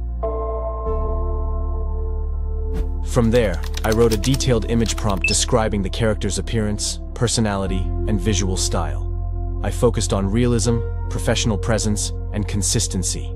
I wanted a confident black male entrepreneur, early to mid-30s, athletic build, clean haircut, full-groomed beard, modern upscale streetwear. Someone who feels tech-savvy, calm, trustworthy, and aspirational, without looking artificial or exaggerated. I also made sure to define the camera style. Things like cinematic depth of field, natural lighting, high-end full-frame photography, and avoiding anything cartoonish or over-processed. The first generation came out great. After that, I started experimenting with the AI Influencer Builder itself. This is where my workflow really shifted. Inside Higgsfield, you can create, customize, and animate AI influencers in a single workflow. Any skin tone, body type, or physical variation. No restrictions, no predefined idea of what's considered normal. You can combine presets, merge characters, and even create entirely new personas. You can bring characters to life using the motion engine, generate high-quality HD video, and give them expressive, controlled movement. And the biggest thing for me was that I didn't have to leave the platform. At that point, I had to mentally adjust. This wasn't my usual workflow anymore. This was something completely different. Next, I created another character named Travis. Travis is an alien from the planet Argon. But in this storyline, he's a luxury real estate agent with his own YouTube channel, and he occasionally posts on TikTok. That contrast between character concept and realism was intentional. Once I had both characters established, I moved into building the storyboard. For each scene, I generated ultra-realistic images first. Normally, this is where things slow down. because prompting specific camera angles can take multiple attempts. But Higgsfield has a feature that completely sped this up. Once an image is created, you can generate multiple shots from that single image using different camera angles. Wide shots, medium shots, close-ups, alternate perspectives, all without rewriting prompts. That alone saved me hours. Having multiple angles instantly made the video more engaging, and it removed one of the most frustrating parts of visual prompting. After that, I tested out motion control. Instead of trying to describe movement through text prompts and hoping the generator interprets it correctly, motion control lets you define how the character moves and performs. This dramatically reduces motion errors. At this point, my workflow was already moving about 3 times faster than before. Then I explored Cinema Studio, where you can choose cameras, lenses, focal lengths, and aperture settings. This helps keep visual consistency across scenes, which is huge when you're building longer videos. I'll be honest, I got a little distracted here just testing things because the dashboard has so many creative options. But eventually, I pulled myself back into the workflow. Once all the images were created, I moved into animation. For this step, I used ChatGPT again. But this time, I created the project specifically to maintain character consistency. I also built character reference sheets for each character. Those reference sheets become especially useful when working with video generators like VEO3, or any system that accepts ingredients or reference frames. That way, every scene stays visually aligned. After animating the scenes, I moved into editing using CapCut. This is where things like extending backgrounds for 9:16 vertical video came in, refining compositions, and sequencing scenes to match the narration. All of the B-roll you're seeing here is from screen recordings of that process. One of the biggest things I learned while exploring Higgsfield is that they're not just building tools, they're building a creator-first system. Higgsfield is one of the fastest-growing Gen AI companies right now, and their mission is pretty clear. They want to be the most creator-friendly platform in the world, and the reason this caught my attention is because they're launching 2 products designed to help creators build original digital personas and start getting paid right away. The first one is the AI Influencer Studio. This is an all-in-one builder that lets you design, control, and bring fully original AI influencers to life. What stood out to me is the level of control. AI Influencer Studio gives you 90+ configurable parameters to shape every detail of your character's look and identity. And then you can bring that character to life using motion control. That means you can build something hyper-realistic, stylized, unconventional, or something the internet has never seen before. And the most important part is the character is yours. But creating is only half the story. The second product is Higgsfield Earn. And this is the first monetization platform I've seen where creators can earn real money directly from Higgsfield by uploading content. They're starting with AI influencer-style content and expanding from there. So now the workflow becomes simple. You build your persona in AI Influencer Studio. You bring it to life with motion control. Then you post that content to platforms like YouTube and Instagram, and you can start getting paid right away through Higgsfield Earn. That shift is what made this feel different for me. It's not just about generating content faster. It's about creating something original, keeping it consistent, and having a direct path to monetization built into the ecosystem. Now that the workflow was locked in, the characters were consistent, and the scenes were animated, everything started to click. This is where I'll introduce the final characters I built inside the Influencer Builder, and show how all of these tools come together in a finished piece.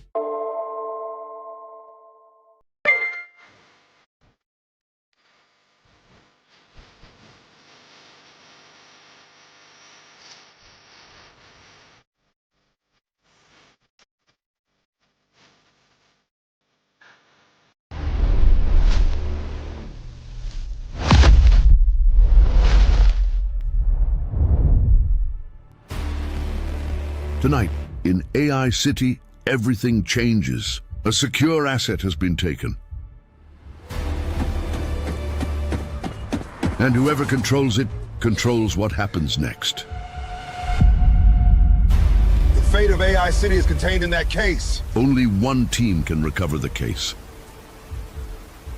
We gotta get it back. Do we really have to do this today? He went that way, so let's go! I don't know if you noticed, but I'm wearing church shoes.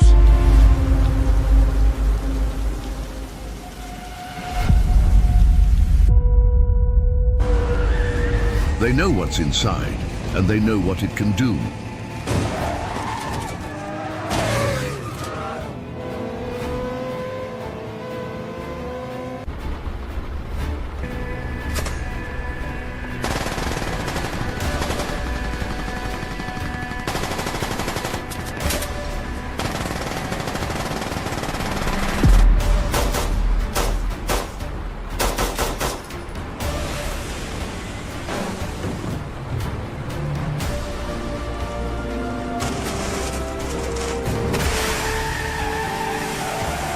Every second that case stays out there, the risk grows.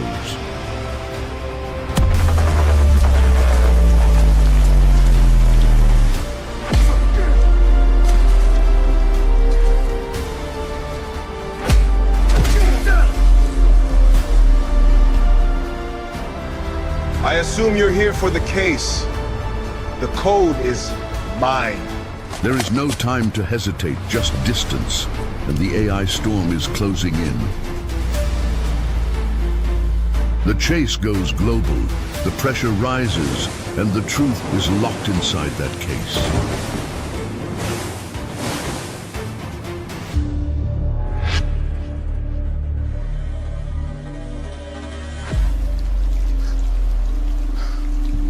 If I was wearing my gym shoes, I would have caught him. Yeah, I'm sure you would have.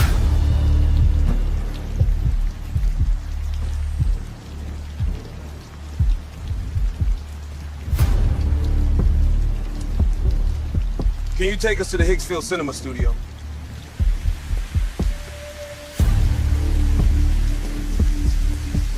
Let's go. It's time we show them what this thing is about.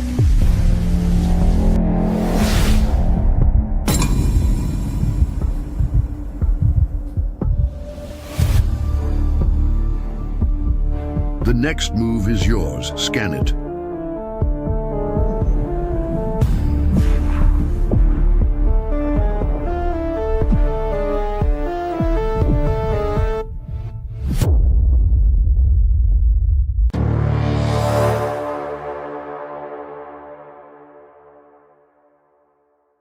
If you are interested in building cinematic projects with AI, I want to walk you through exactly how I used Higgsfield Cinema Studio 2.0 to create my action short film. Higgsfield is one of the fastest growing platforms in AI filmmaking right now, and Cinema Studio is their dedicated environment for creating cinematic AI video with structured control. Instead of just generating clips, I approached this like a film project. I built the scenes intentionally, I controlled the framing, and I directed the motion inside the platform. Let me show you how I did it.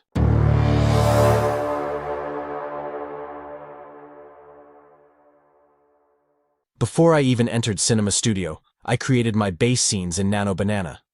I focused on building strong hero frames that looked like movie moments.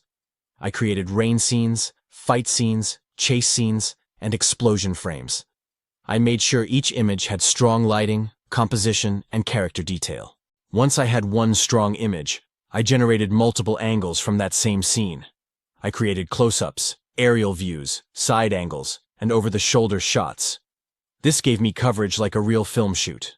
Then I generated frames that felt like the moment before impact and the moment after impact. Now I had structured beginning frames and ending frames ready for animation. That is when I brought everything into Higgsfield Cinema Studio.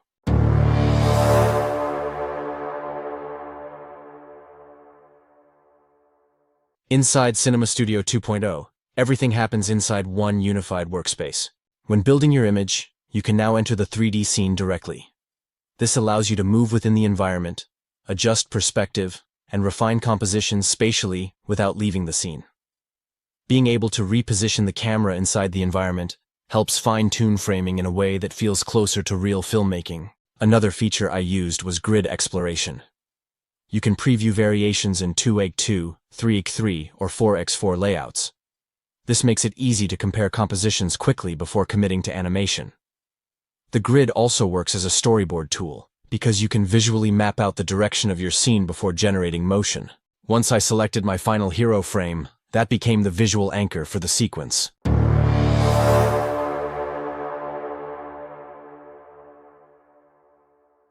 Cinema Studio gives you control over your virtual camera build. I selected my camera type, chose my lens, adjusted focal length, and set aperture. You can choose focal lengths from 8mm to 50mm depending on how wide or intimate you want the frame to feel. Aperture control gives you real depth of field, whether you want cinematic background blur or sharp detail across the frame. This step matters because it locks in the visual identity before anything moves.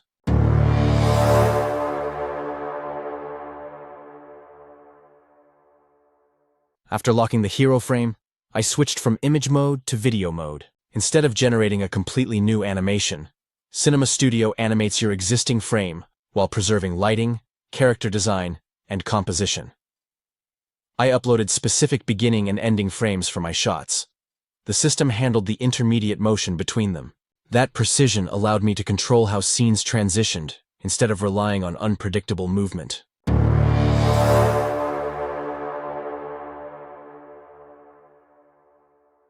Next, I selected camera movement. You can choose pan, tilt, truck, dolly, orbit, zoom, drone, static, or handheld.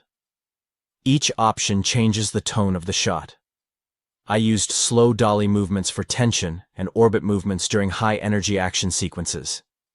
Handheld motion added realism during chase scenes. Because motion is deterministic, it behaves consistently based on your selection.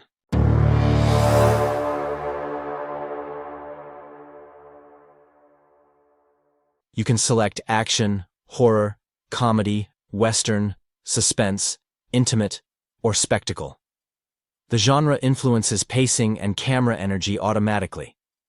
Action sequences move faster with more dynamic motion. Suspense builds tension with slower camera behavior. Comedy holds reactions longer for timing. Since my project was structured like an action trailer, I selected action for most sequences to keep the pacing aggressive.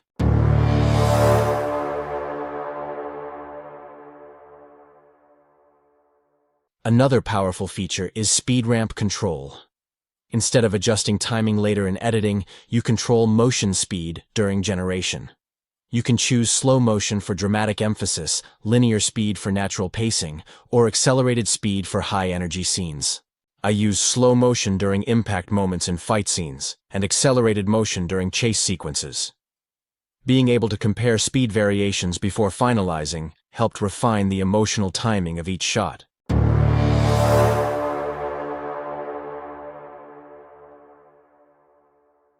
Cinema Studio supports multi-shot storytelling with up to 6 shots per sequence. Each shot can run between 1 and 12 seconds at 1080p resolution. You can choose auto mode to connect shots automatically, or manual mode for shot-by-shot control. I preferred manual mode because I had already designed my angles in Nano Banana. This allowed me to build establishing shots, close-ups, and reaction shots that flowed together naturally.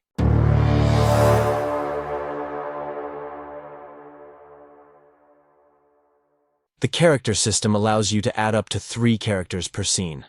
You can decide which character appears in each shot and assign emotional states such as focused, angry, calm, or surprised. If you add dialogue, the system automatically handles lip sync while maintaining visual consistency across the sequence. For action scenes, maintaining consistent character appearance is critical, and this system keeps performance stable across multiple shots.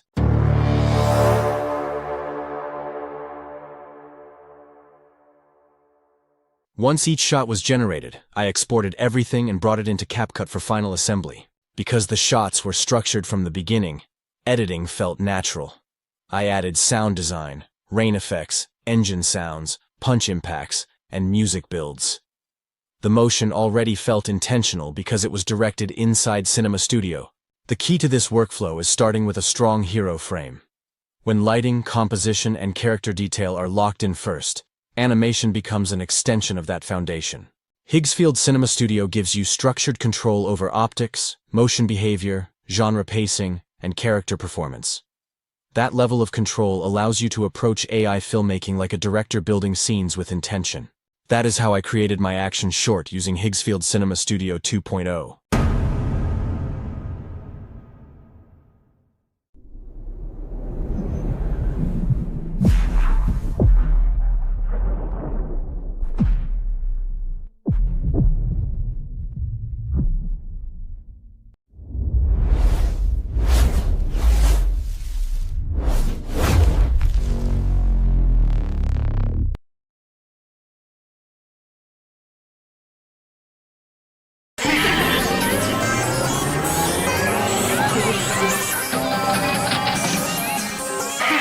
town, I'm in it. Knew it, my windows tinted. It's my car and it's not rented. I got a problem with spending. I got a problem with spending. I got a problem with spending. My better told on the FM. He wanna stand out a message. I gotta go fuck with a sneak dish. Know that I'm coming direct, bitch. I don't got time for the bullshit. It's why I'm not reading your message. I'm not the one you want test. I'll beat your ass to the catch. If I threw a ball, you would fetch. Yeah, I beat him up on no test. Yeah, bro always sit on my chest. Got niggas mad for the way that I dress. You cannot hang on me, you're not the best. Cross on my neck, niggas know that I'm blessed. Whenever I drop, niggas scramble, so they too stressed. Know what you did, nigga, made your bed. You see me coming and bitch, you fled. I don't need to flex all the shit I did. I signed the deal, I was still like kid. I made a million. Finally in peace, know I got my zen, yeah. Little nigga, tell me what you wanna do, bro. How to tell him to drive that low, cause I pull up right now from the studio. Gotta keep my moods too concealed. Can't show the cars like Yu-Gi-Oh. Got 2 numbers, yeah, Mr. 2 phones. Got 2 cribs, yeah, Mr. 2 homes. Fetch me the song.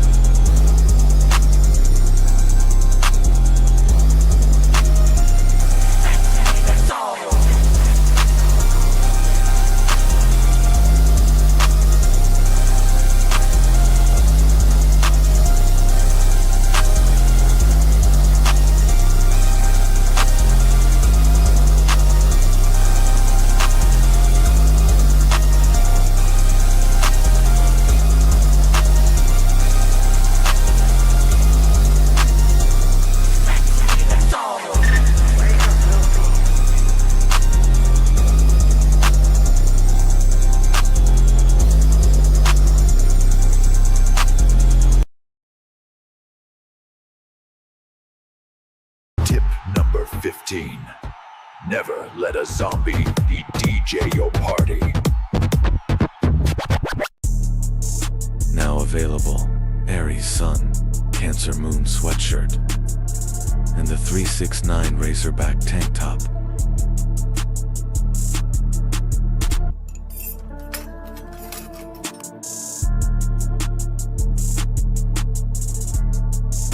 Cardology is an ancient metaphysical science based on the 52 playing cards. It reveals your energetic blueprint, your life path, and the patterns you're here to experience through the alignment of cards, numbers, and planetary cycles. Today's card is the 2 of Clubs. This card represents communication, mental connection, and the fear of being misunderstood. It brings the energy of dialogue, debate, and the pressure to always be right. People connected to this card often seek clarity through conversation, but may struggle with fear, overthinking, or arguments when their confidence is shaken. The 2 of Clubs teaches us to speak with truth, not fear, and to use our voice to connect, not compete. Want a cardology reading? Contact 369 Dimension Readings at 369dimensionreadings@gmail.com and get a yearly spread reading starting at $150. Send your current age and birthday and receive a PDF file with your full yearly spread, separated by each planetary period for 1 whole year. Want to know your birth card? Leave your age and birthday in the comments section.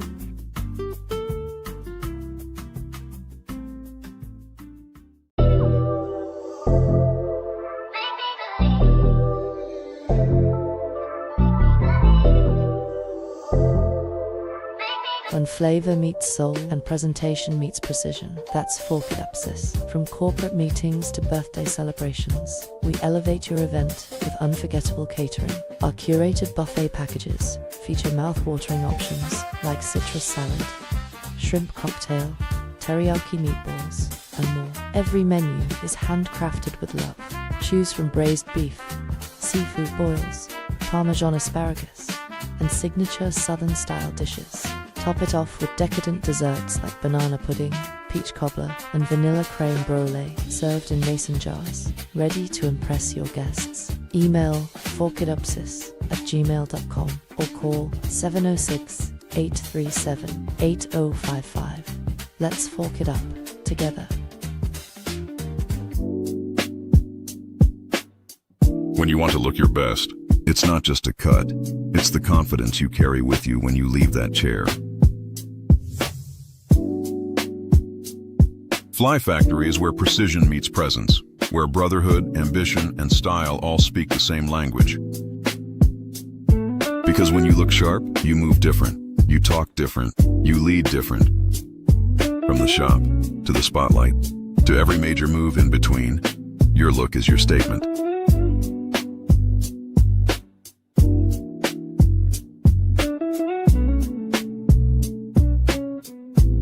Look 10 years younger, man. My wife is gonna love this.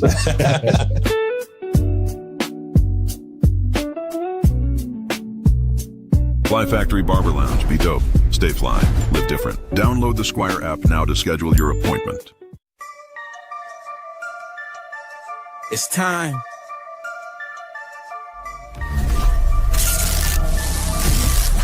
Let's crank it.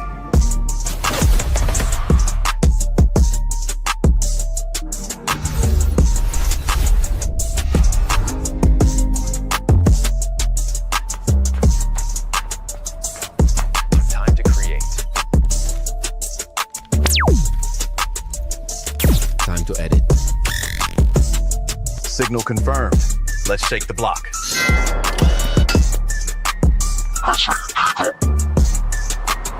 Content blast. Let's GO.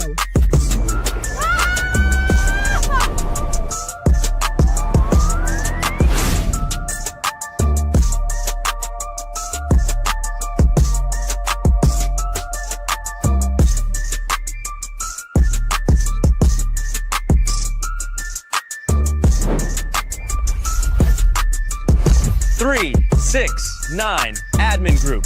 Content is power. Is your music registered and royalties tracked? Hold on, wait. Come here. If not, let me fix that. Tap in with 369. We got you covered.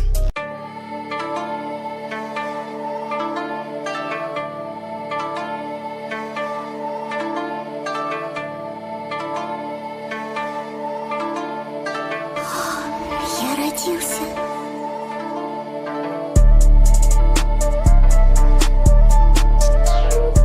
You want to take your music or content creation to the next level? At 369 Admin Group gives you the tools to level up and own your future. Want to learn how to be an independent content creator business? Subscribe to at 369 Admin Group.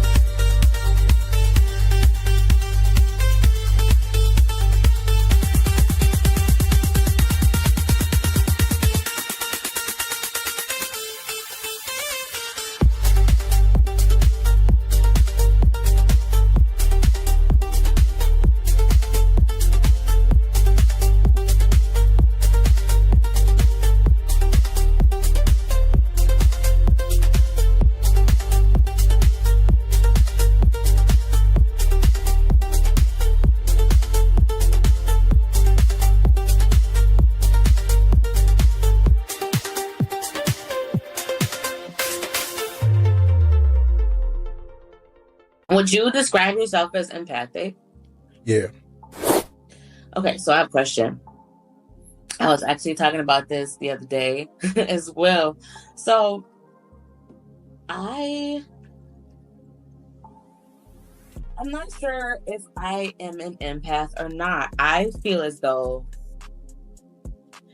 I can identify with, I'm not going to go as far as to say I can identify with everybody. That's not.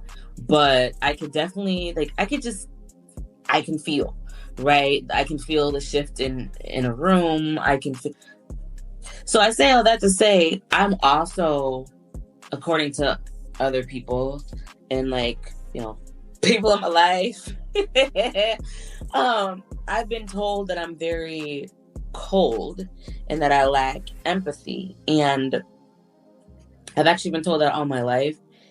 And so I think the people that are closest to me, like 2 people that are like closest, 3 that are super close, they know like I'm not a cold person, right?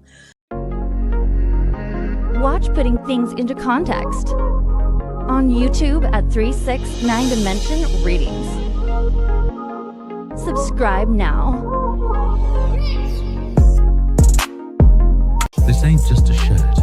It's a whole attitude problem with a chain on. 369 Ice Grill Bear. Cold stare, colder teeth. For the ones who laugh last and flex first. Wear it like you mean it, or don't wear it at all.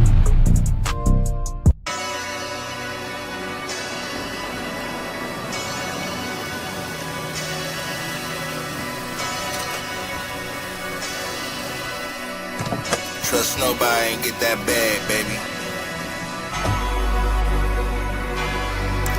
Hey. Hey. Hey. Ice, water, wrists, I go stupid in this bitch. Turned up to the max, I go goofy in a bitch. Pipe that shit down, I go crazy with the switch. Cream, get the money, feeling like a money mix. Ice, water, wrist, baby, ice, water, wrist. Turned up to the max, I go goofy in a bitch.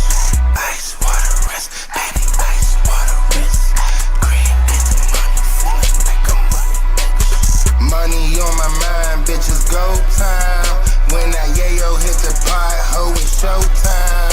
Building up off the bricks like a mason. Fuck that bitch and kick her out, ain't got no patience. If you a die, I power slide, bitch, I get straight to the bag. That little vibe, just what I like, tsunami whenever I smash. Too much weight, need a new shell, caught at the digital dash. Play if you want, I'm coming with smoke, look what he got is your ass. Big flex, big dog, flex hard, drip drop. Bad bitch on top, make the pussy beatbox. Knock baby out of socks, boy I'm slick as a fox. Got her soaked like a mop, BSG up top. Ice, water, wrists, I go stupid in this bitch. Turned up to the max, I go goofy in a bitch. Pipe that shit down, I go crazy with the switch. Cream, get the money, feeling like a money mix. Ice, water, wrist, baby, ice, water, wrist. Turned up to the max, I go goofy in a bitch. Ice, water, wrist, baby, ice, water, wrist. Big stepper getting moolah like a plug. Mama taught me I can't never trust no one. One thing about me, I ain't never gave a fuck. I double up, bitch, I get it out the mud. Put respect on my name, bitch, you ain't know I'm a psycho. Oh, I'm schizophrenic, walk around me like tightrope. Pressure's up when them pipes blow. Niggas down when my pipe blow. Take the pipe all night, ho. I beat it up like Michael. I'm off the leash and my dogs is unruly. I'm giving the blues, man, I'm feeling like Tukey. Dropping that car while I'm taking a dookie. Draco turn a whole nigga into sushi. Fuck your whole team, man, them niggas is coochie. Hand me stuff, all you niggas in the doobie. Fighting off legions of zombies like duty. Big dog shit, man, I'm feeling like Scooby. Ice, water, wrists, I go stupid in this bitch. Turned up to the max, I go goofy in a bitch. Pipe that shit down, I go crazy with the switch. Cream, get the money, feeling like a money mix. Water wrist, turned up to the max, I go goofy in a bitch.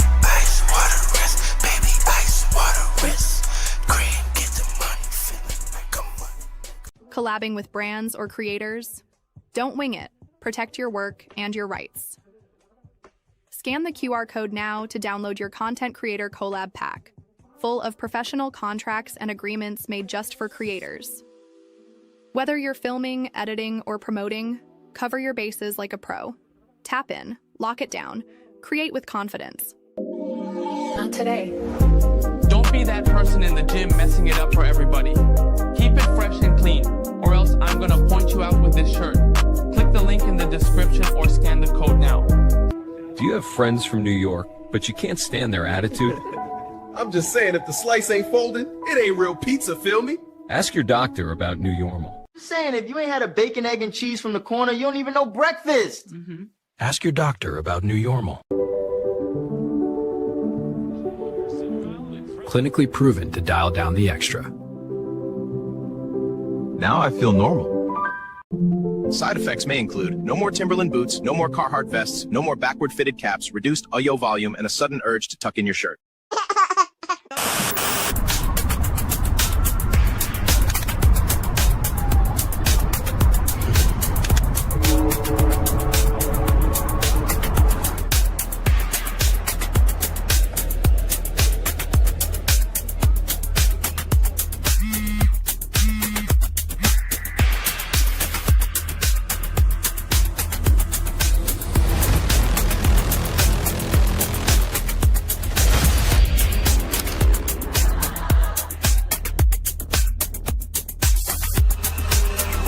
Watching Channel 6.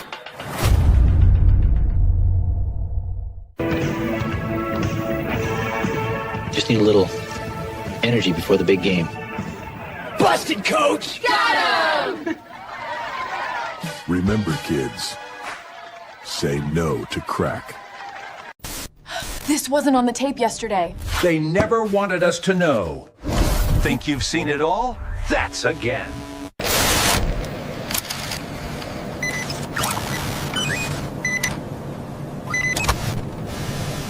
Our top story tonight, an unusual delay at a McDonald's in East Dayton. A man became wedged in the restaurant's exit this afternoon, but what began as an awkward ordeal ended with a golden reward. Channel 9's Lisa Morgan. Minimum wage, maximum pressure, the oil, the orders, the clock, they don't stop. They just stack. And you start wondering who's cooking who. Take the damn burger!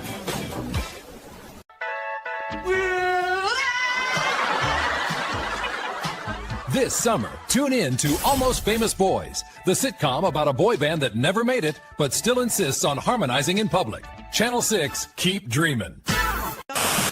Somebody keeps stealing my pretzels. I'm not pointing fingers, but Brenda, your pockets are crunching louder than your excuses.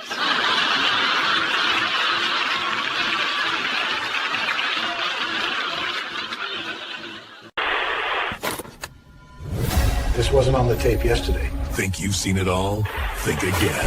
That's Amazing dives deep into the mysteries everyone else avoids. Channel 6, where curiosity gets weird. All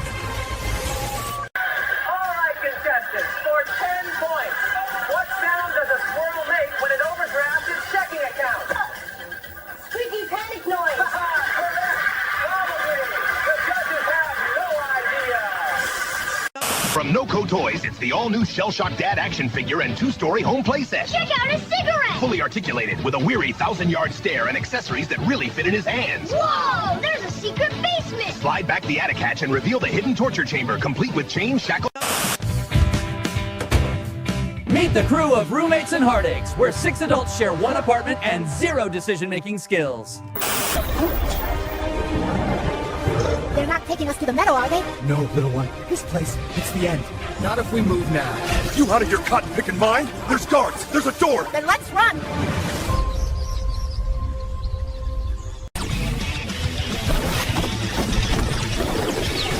Get ready for the most unnecessary action show ever made. Punch City Nights. One man, one badge, and way too much slow motion. Channel 6, Justice in Jean Shorts.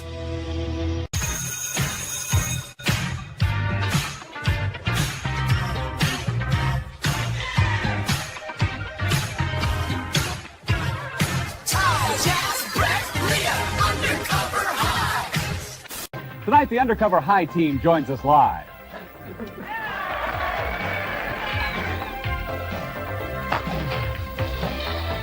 These kids are keeping crack out of our schools.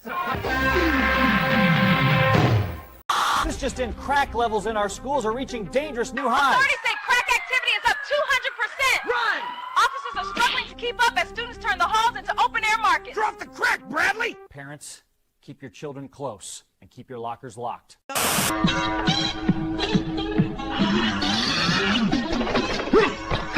Your dragon claws are dull, Gas Dragon. We'll see who's dull.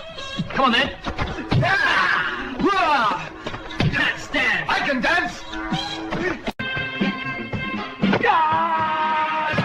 Gas Dragon, your zone ends tonight. Your steps are sloppy.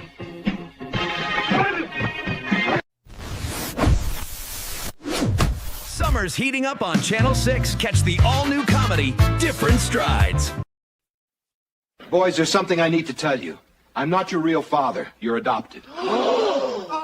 When life takes a turn, make it tasty. Long John Silver's. Fresh caught flavor, crunchy golden batter, and prices any family can sail with. Long John Silver. I'm at the wheel, Spark Brains. I got steadier fingers than any of you. Your fingers are hydraulic noodles. Hey, the captain's chair likes me best. Ask the chair. Everyone's too bent to steer. Give me. Back off, bud. Give me the wheel. It's mine. Autopilot engaged. Huh? Oh, that's nicer. Summer's heating up on Channel 6. Catch the all-new comedy, Different Strides. Stay in the mix with Channel 6. Ты не знаешь, что значит выживать, пока не прошел через пятничный вечер на кассе.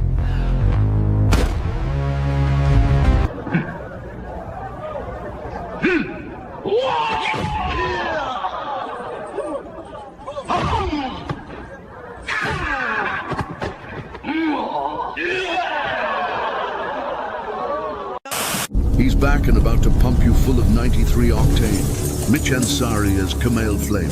Gas Station Revenge, Part 2.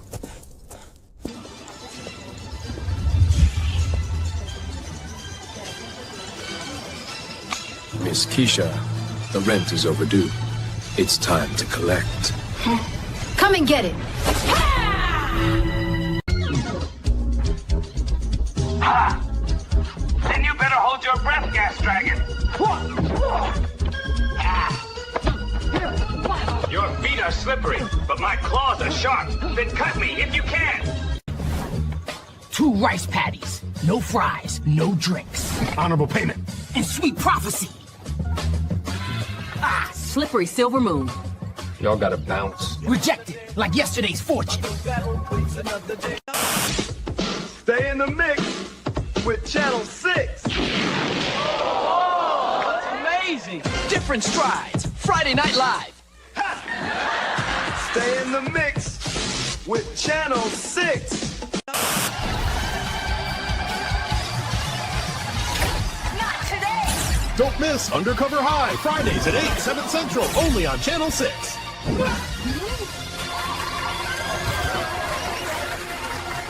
Kids, we gotta stop the crack from getting into this school. Drop the crack, Jimmy.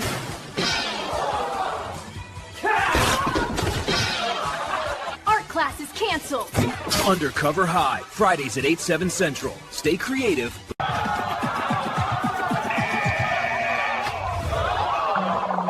Jimmy, doing crack? He was supposed to be our friend. Tune in to Undercover High, Fridays at 8, 7 Central, only on Channel 6.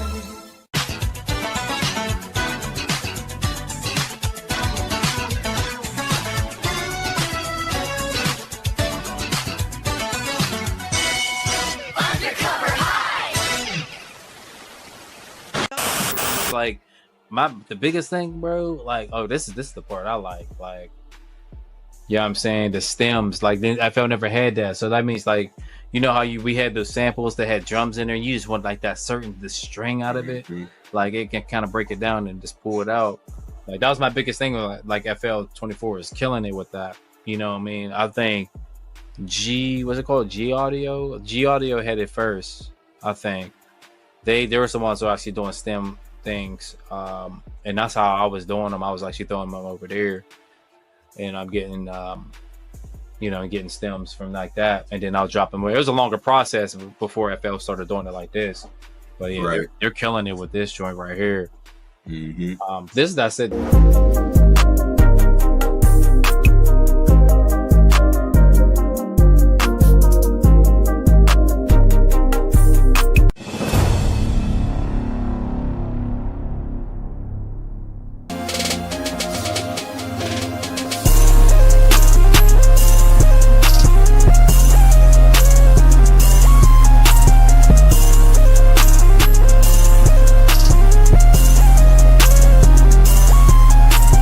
Disclaimer: the following video is strictly for entertainment purposes.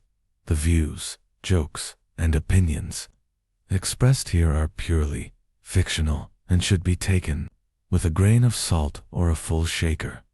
This is barbershop talk, the type of conversation where everyone's an expert, but nobody's got facts. It's all love, no hate. Relax, laugh, and remember, nobody likes lawsuits.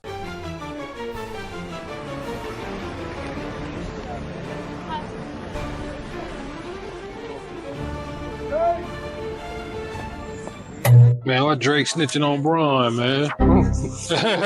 Hey, Drake, wild, man. Drake done said, fuck it, man.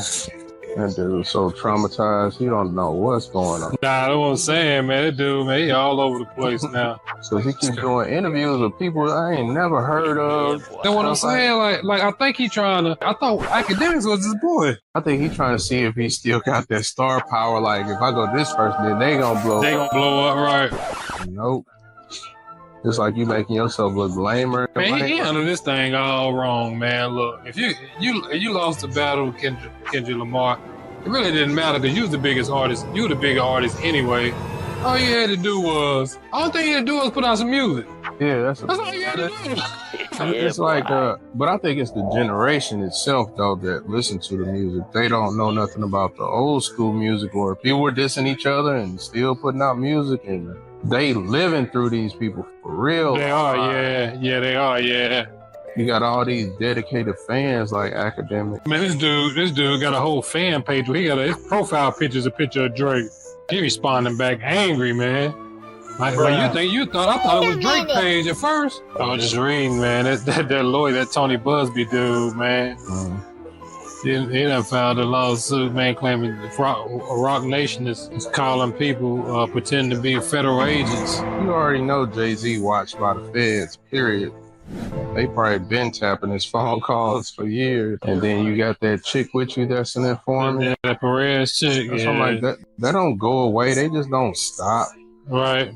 That's why I was surprised to see so many documentaries online about Jay-Z. It's like somebody paid all these people to make all these Who was that? Was that you who sent me that one where they were talking about all them people who Jay-Z distanced himself from? Because it started off with the story about him shooting his own brother. Yeah, that's about how he distanced himself from Siegel, and then yeah. So it's a whole bunch of those videos online where they just basically like exposing him and his behavior. So now you're gonna make the public see him, for what he really is. So they're just gonna be like, oh, he guilty of whatever. Right. I was watching something the other day. They were talking about the real reason him and R. Kelly fell out. And they were talking about how, Jay-Z tried to make it like R. Kelly just was losing his mind. He was losing. R. Kelly said he saw somebody flash a gun. Yeah. But what the dude was saying that people never talk about the fact that R. Kelly was pepper sprayed in that same show because they was like he was walking up the steps or something. Yeah, and he fell back down the steps. He kept rubbing his face, and somebody had pepper sprayed the little walkway right there where he was going up at. And they were like, "This is after somebody had flashed the gun," because they were like, he was on his way backstage. They talked him into going back on stage, and he was like, "All right, cool, I'll get back out there." But then he was like, he got pepper sprayed in a little tunnel thing going up to the steps. I listened to Benny Siegel talk about how Jay did it.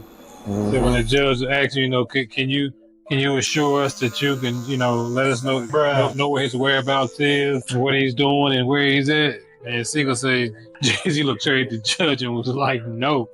He was like, man, he would say, man, that crushed me. He said, it ain't like the judge was asking him, make sure you keep me out of trouble. The judge was just asking him, keep us informed on his whereabouts and, what he's doing. And I get people talking about, man, he a grown man, you shouldn't have to do that. But man, just think about that though. Like, man, it is like if somebody you real cool with, man, like, bruh. It's just his history show he all for himself. But like, dang, dude, like, ain't nobody threatening you with nothing. That's crazy, man. You think Beyonce would leave him before she went down? I think she'll definitely bounce.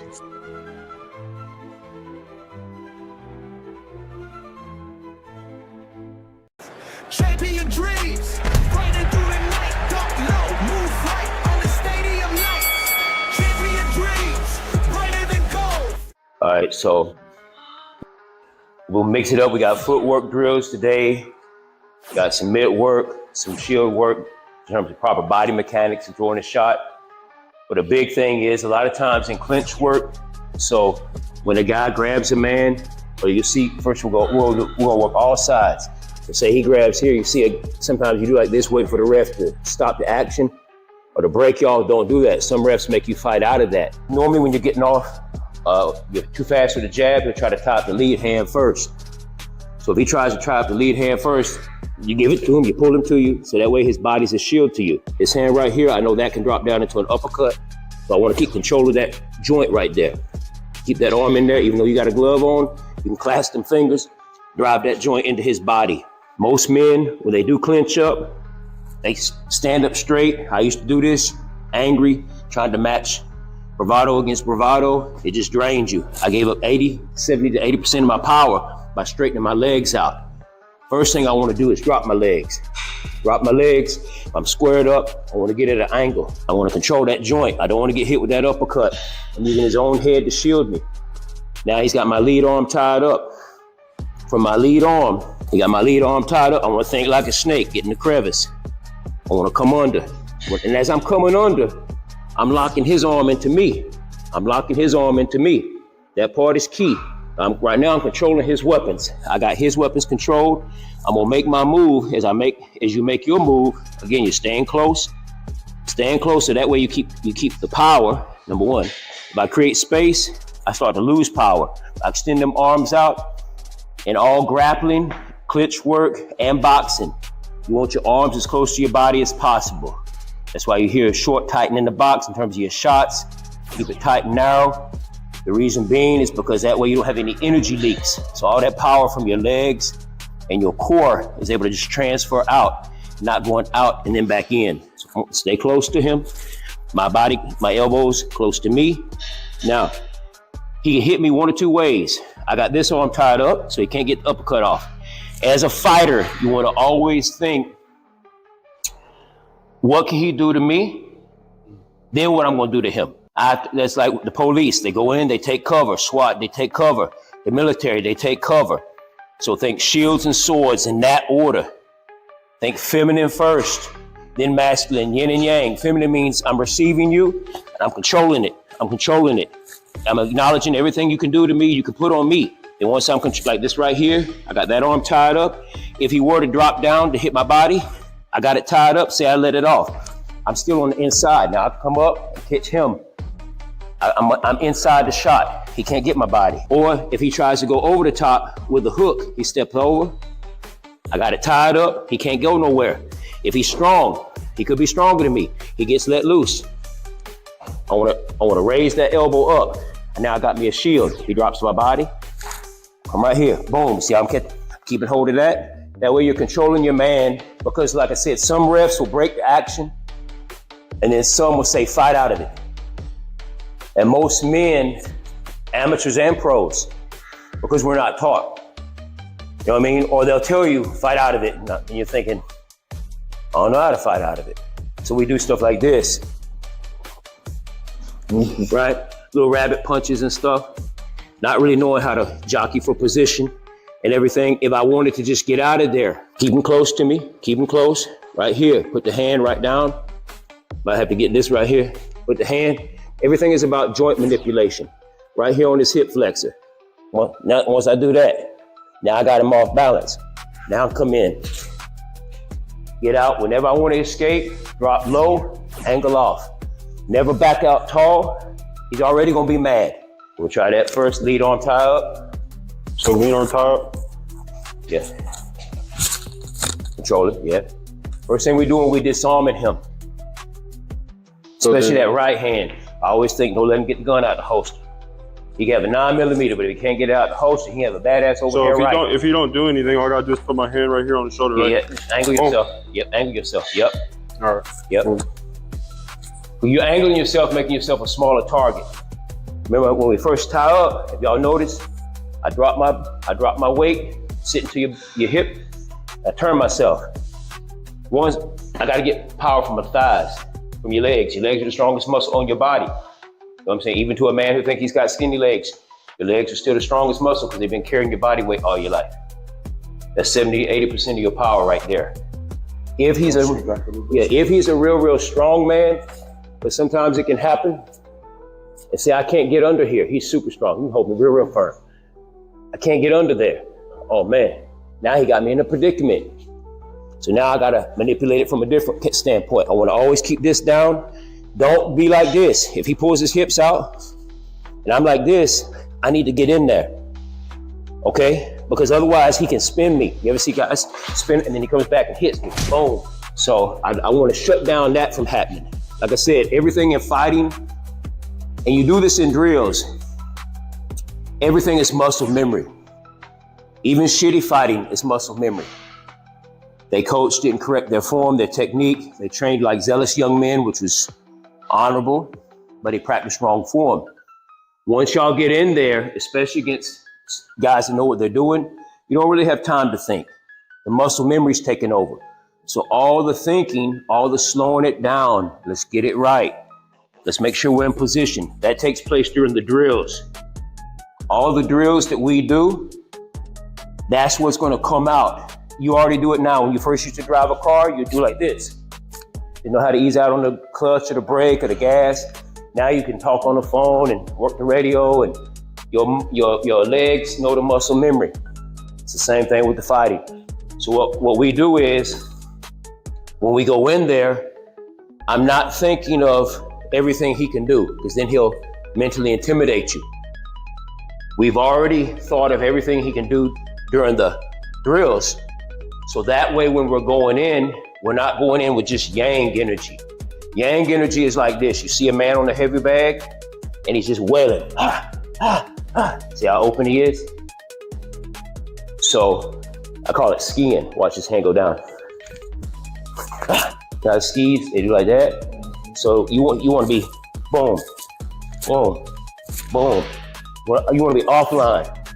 Whatever's coming back, you're hitting him at angles, whether high, low. As soon as a man ties me up, I don't just try to, you ain't gonna little boy me, and just wrestle with him. I need to shut down what he might punch me with. Because as soon as we let loose, boom, he's gonna drop that bomb more than likely. So the first thing, like I said, if he ties up my front arm, I'm jamming this one in there. I don't want this one getting free. The ideal is to always be on the inside. That's the ideal spot. But it don't always work out that way. Sometimes he on the inside. If that's the case, I need to jam it up. It's, oh, see how I lean it? And the more you do this, it'll just come natural to you. You know, okay, I gotta lean in here. I don't wanna jam up and do this, because guess what? What's exposed? Yeah, my head right here, right? I'm saying if he decides to let loose and step over, boom, come back and knock me into next week. If he's a real strong man, I can't get under there. Then now from this right here, I'm gonna have to slide in like a snake. My elbow's still trapped in the arm. That way I got me a little bit of space right here. So I can't, he holding me close. So now I'm gonna have to come up here, a vertical bar. Before we was at a horizontal bar on that. Now we're coming up a vertical bar. From there, now I got it. Okay? Y'all work with that.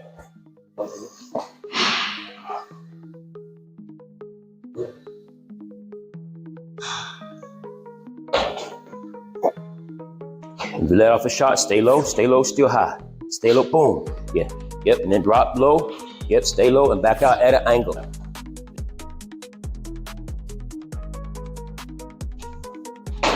Yeah, stand close. Good. Good. Yep. Boom. Yep. Go. I like the snake. Yeah. Push. Oh. Yeah. Yeah. Champion dreams, brighter through the night, dunk low, move right under stadium lights. Champion dreams, brighter than gold, fists fly, rings shook, stories untold.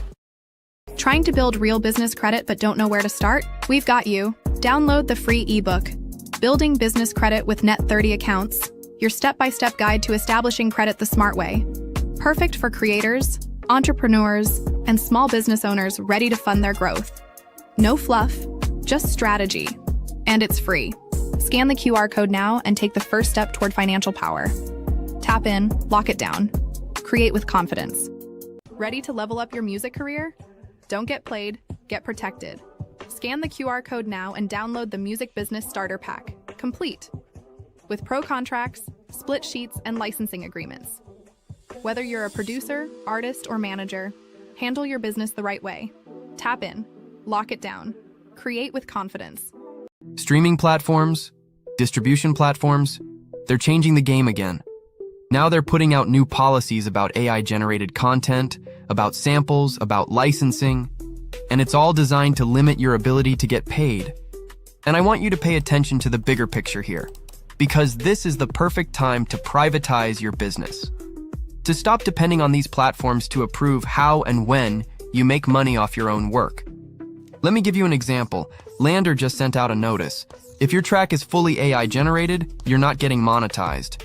If your track has non-exclusive samples, you're not getting monetized. Even if your music is fully original, they can still flag it and delay or deny your release. And they're moving the goalposts.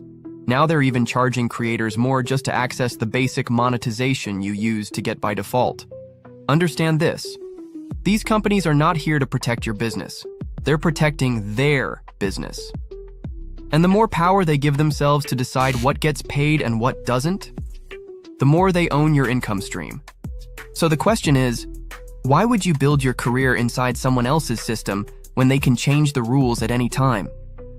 This is why I'm telling you, privatize your business now. And I'm not talking about just setting up a simple LLC to look official. I'm talking about building a private LLC, controlling your publishing admin, and running a content creation house where you set the rules, not the DSPs. When you build it private, you don't rely on Spotify to approve your release. You don't rely on YouTube to decide if your track is monetizable. You don't rely on distributors to decide if your sample is safe enough. You own the platform you're building. Now people say, well, if I don't stream on DSPs, what am I going to sell? Who's going to buy a record? Nobody even has a tape player anymore. That's the wrong way to think about it. You can sell USB drives. You can bundle download links with your merch. You can sell limited edition physical products. You can run subscription models where people pay monthly to get access to your content, music, merch, behind the scenes, lifestyle products. The point is, stop thinking of your music like it's just a product to throw on Spotify and hope for streams. Think of your music like it's a brand, and your business should reflect that. One thing we're building into 369 Admin Group right now is exactly this, giving creators a structure to move independently. A lot of artists think too small. I'm just going to drop an album. That's cool, but why not build a subscription where people pay $15 or $25, even $50 a month to get exclusive content, your music, your merch, maybe even other lifestyle products that align with your brand? You can bundle almost anything. Custom vapes, CBD products, wellness products, whatever connects to your audience authentically. And now you're not just dropping music and hoping DSPs pay you. You're controlling a full revenue system that you own. And here's the part most artists don't even realize. Major labels designed the system this way on purpose. They want you trained to release through their channels.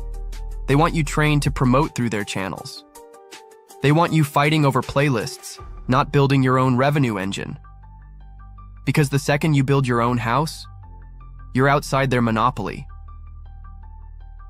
Understand, labels own venues, billboard space, ad channels, touring platforms, licensing pipelines, and they built that monopoly so they can control the flow of money. But what happens if creators stop feeding their system? The monopoly dies. And the way you do that is by privatizing what you're doing, moving smart, not broadcasting every move, building a lean, powerful business behind the scenes. That's what we're building at 369 Admin Group. Not a public platform, not a system where everyone sees every move, but a private publishing administration incubator. Creators need a home where they can build their business and own their IP, not lease it through a streaming platform. And I'll tell you this, the ones who figure this out now, while the platforms are tightening their rules, those are the ones who will win over the next 5 years. So the question is, are you going to keep playing the same game with the same rules? Or are you going to build your own system? That's what this series is about. That's what we're doing with 369 Admin Group. Cardology is an ancient metaphysical science based on the 52 playing cards. It reveals your energetic blueprint, your life path, and the patterns you're here to experience through the alignment of cards, numbers, and planetary cycles. Today's card is the Two of Diamonds. This card represents value-based partnerships, especially in money, work, or material goals. It often shows up when two people must cooperate around business, income, or mutual gain. People connected to this card may struggle with speaking up when money is involved, or may feel torn between financial security and personal truth. The Two of Diamonds teaches us to value honest exchange and to make agreements that honor both sides. Want a cardology reading? Contact 369 Dimension Readings at 369dimensionreadings@gmail.com and get a yearly spread reading starting at $150. Send your current age and birthday and receive a PDF file with your full yearly spread, separated by each planetary period for 1 whole year. Want to know your birth card? Leave your age and birthday in the comments section.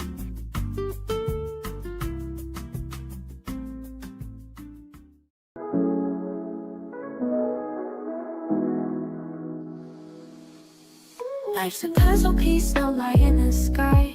Finding patterns in the stars, corners turning so high. Hosted by the constellations, deeper I sigh. Aiming for clarity, Lord knows I try. 369, the dimensions align. Tarot cards that spread new destinies define. Reading truths and shadows, future so refined. Context makes the chaos surprisingly kind. Context, baby, put it all in line. Dimensions we cross, running out of time. Prelude, terror, show me all the signs. Dreamy rhythm takes us on a mystic climb. Unveiling secrets, the cosmos unfold. In the cards, the stories told, whispers bold. Context, baby, put it all in line. Dimensions we cross, running out of time.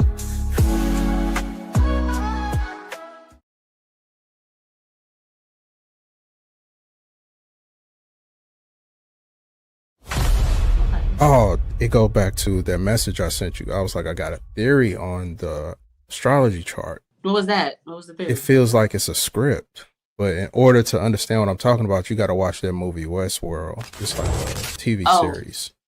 But so yeah, I'm gonna have to watch that Westworld. What was that? Is that on HBO? Was that HBO? Yeah. Okay, so yeah, I have that. So I'll watch it. One of the robots doesn't know she's a robot. And it's like she become conscious. And this dude is trying to tell her, like, you're a robot. Everything you're saying is a script. And she was like, no, it ain't. I'm saying these are my thoughts. And as she's saying it, he's holding up this, like, an iPad showing her, like, as she's speaking, the words are popping up on the screen. And it's fucking her up, and it made her glitch. I bet it did.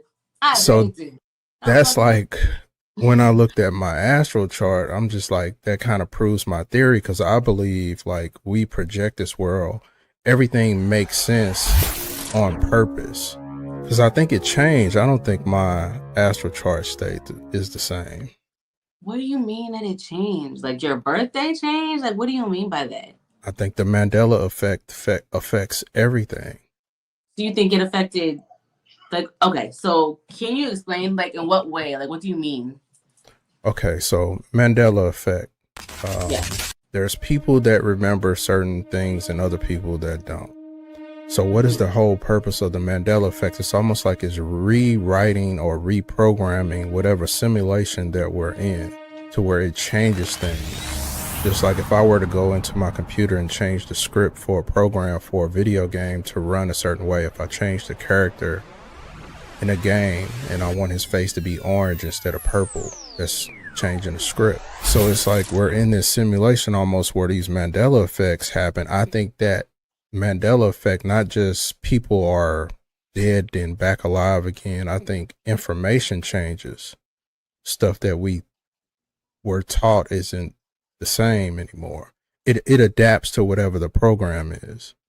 Can I ask you two things? And honestly, we might have already talked about it, but just to refresh my memory, did we talk about, or let me ask you, actually, do you remember Sinbad, like the comedian? Do you remember him passing away? No. No? No. Okay, because I do. And then do you remember, I don't know if they had this out when you were a kid, but when I was a kid, they used to have this marshmallow, like, spread, and it was called Jiffy. I know that it was called Jiffy because it was called Jiffy. Like, I remember being a kid looking at the Jiffy, but that's Jif. Do you know what I'm talking about at all? Yeah, because I remember the Jiffy commercials.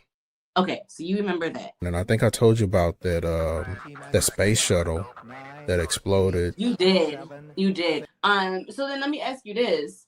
So you think that a program by some other power, the reason why these things are a thing where it's like we can clearly remember the Jiffy, we can clearly remember this, we can clearly remember that, but that's not the case because somebody went in and said backspace, control alt delete, something, and then restart. And then if that's the case, like, is this something that happens collectively? Like, we just don't know. We just chilling. We going about our lives and then somehow we get paused for like 3 seconds and then everything reboots, but we don't know? Or like, how does that work? That's how I kind of picture it, but I just know that certain people or certain entities, they can never be programmed.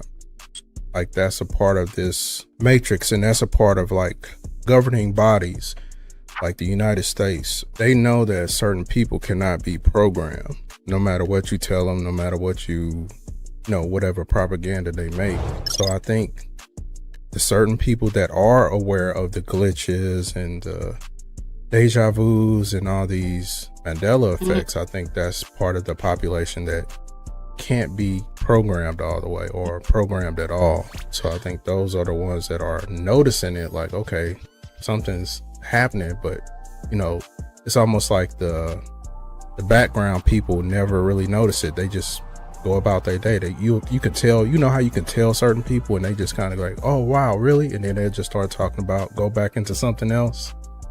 They don't really want to hear what you're talking about at all. And I be trying to like put in compelling things and they be like, well, this and this and this and this and this, and it's just like, okay. All right. Yes, I do. And it be hurting my feelings. Those people I care about, like, please. History has been rewritten so many times as far as like this country is concerned, like so many times. So there's that. So I don't know. That's not a rabbit hole that I've gone down very far. So I don't really know why that would be, other than at a very basic level, it's part of a plan.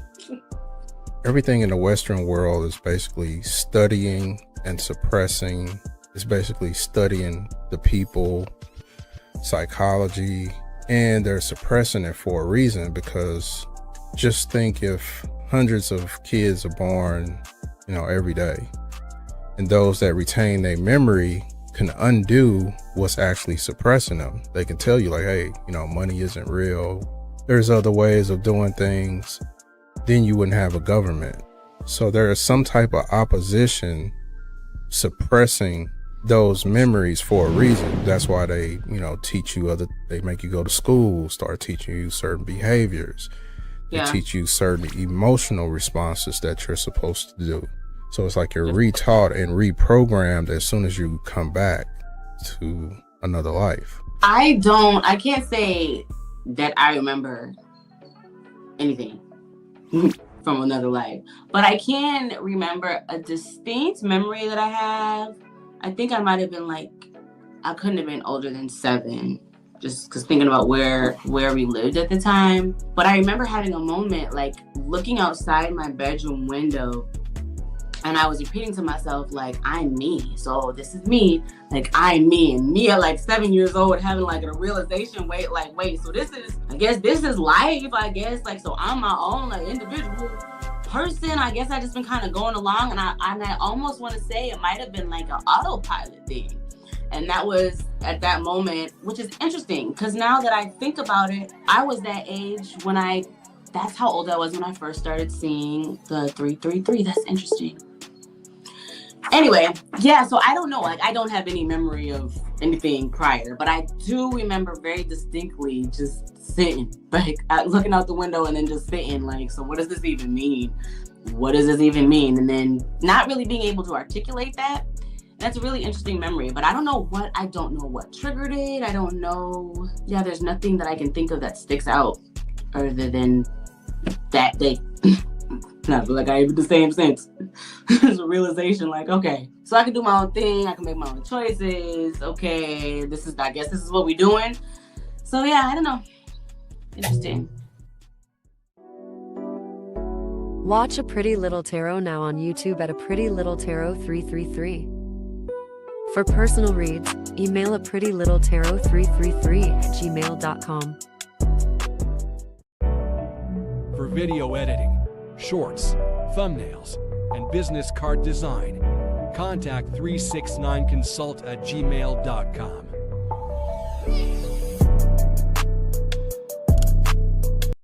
369 Merch.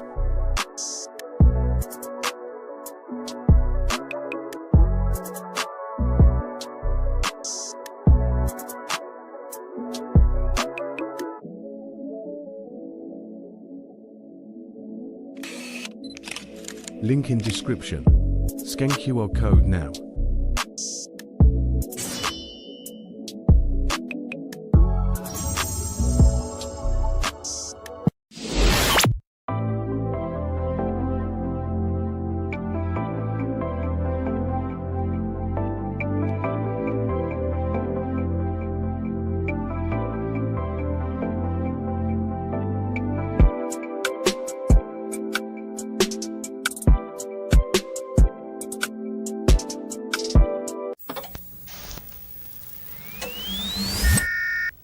Late at night, I fall like on my feet. Looking for something that I really need. Then I stumble upon a channel so divine. It's like I found a portal to another time. A channel with a mystical flair. Gotta make the light sunset and clear. 369 time mission readings take me to the higher place. I'm locking my intuition, feeling spirit's embrace. Running back to psychic abilities, tarot cards and more. I'm catching all the vibes like I never did before.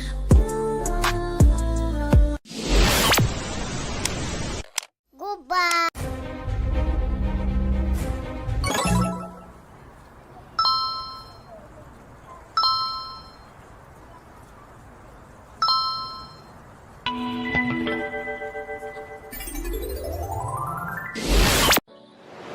Yeah, I went through something.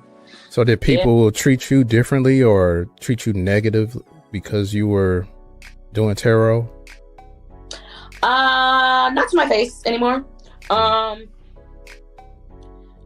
the time that I really started getting serious into tarot, I was just called away from a lot of things, a lot of people. So I had already, the people that I feel would have the most to say about it are no longer a part of my journey for now where I'm at.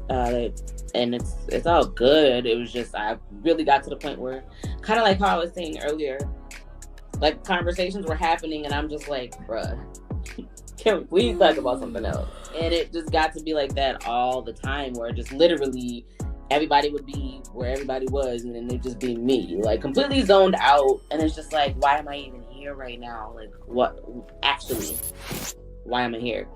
So it got to the point where I started to like distance myself, just got called, and then just different things in my life were happening. So I was a little bit more isolated, which has never really been an issue for me.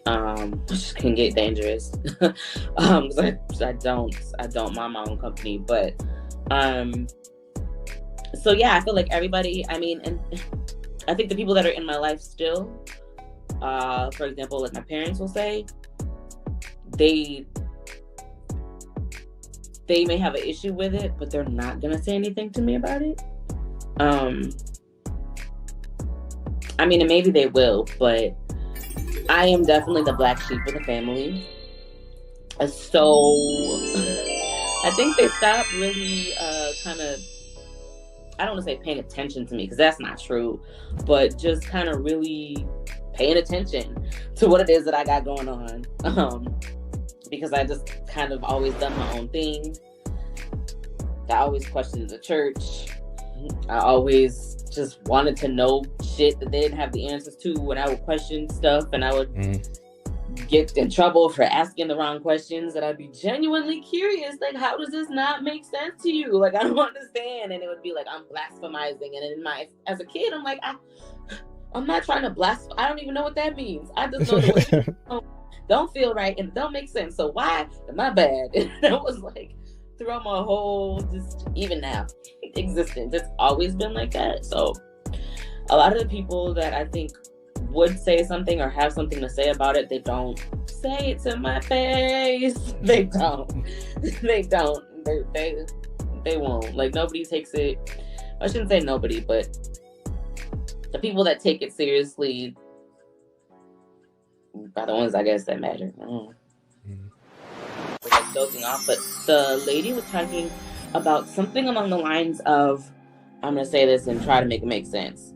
The Earth having its own chart, or like based on your chart, your natal chart, there are specific places that you can go on Earth to help specific things manifest much easier. So it's like, if you're at this point in your life, if you are on the map, or if you live like in this longitude and latitude, whatever the case may be, your chances of whatever A, B, and C are like 10 times higher in the UK than they are in Dallas, Texas. You know what I mean? Have you heard of that? Yeah, that's true. What it's is like that called? It's like the ley lines that we live on. It's also like a projection of energy, because depending on where you are born, the ley lines also predict how you will look, like the shape of my, like the nose. Because I'm an Aries, I have like a bent nose. My features are going to form a certain way based on where you're born at. If you're born, like if you're born like in New York, you're probably going to be taller, slender, stuff like that. So all these energy points dictate how we act, how we look, and like you said, certain activation. Like, I always knew that I was supposed to be in Atlanta for some reason. As a kid, I was like, I gotta go to Atlanta. I didn't know nothing about it, and I kept trying to come here. When I graduated high school, I was like, yo, I need to go to college in Atlanta, and my parents wouldn't let me go. I was like, either way it go, I know I'm going to make it to Atlanta somehow, because I'm supposed to go there for this activation. And I didn't know nothing about tarot, nothing back then. I just knew I was supposed to come here. And then once I got here, that's when all the activation started. Okay, yeah, that's interesting. I've always felt, I definitely have never felt called to here where I am right now, but I'm stuck here. Well, actually, I'm only stuck here if I tell myself I'm stuck here, but at least in the 3D right now, as it reflects, because I co-parent, so I've always felt called to the islands. Like, I'm going to live, like, as a permanent, where I'm going to live and die is going to be in the islands. Like, that's going to be what it is. And I just can't wait to go and live and settle. And it's going to be a while, because my youngest daughter is 6. So We're looking at some time, unless something unforeseen happens. But I strongly don't feel that the activations that I'm harder. I feel as though it's going to be harder, and I'm trying to be careful of the words that I speak over my life right now. So now I'm second guessing everything I say. But I just don't feel like I'm supposed to be here. We'll just say that. Yeah, that's how I was. It was like I knew I wasn't supposed to be in St. Louis. I just felt trapped. It didn't feel like nothing was moving, but at the same time, it was like I was scared to leave. And then everything happened to where I had to leave. It was like I was paralyzed. My job eliminated my position. I lost my house. And then so it's like I had to move to Tennessee to try to get disability and, try to get help.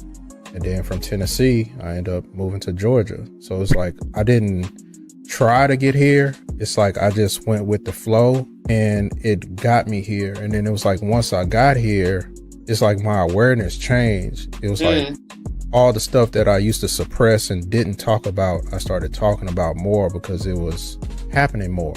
I was having visions more.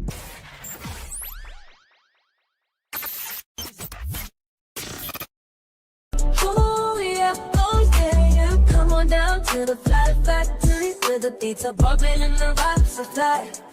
We got the 808s kicking and the melodies move just like a fresh fade and a brand new do. If you need a trim or a quick shave, fly factory barber lounge at your car. Yeah, located in Lawrenceville, GA. Give them a call or just stop on by. They'll hook you up and make you look so fly. Come on down to the fly factory where the beats are bumping and the vibes are fly. We got the 808s kicking and the melodies move just like a fresh fade and a brand new do. If you need a trim or a quick shave, fly factory barber lounge at your car. Yeah, located in Lawrenceville, GA.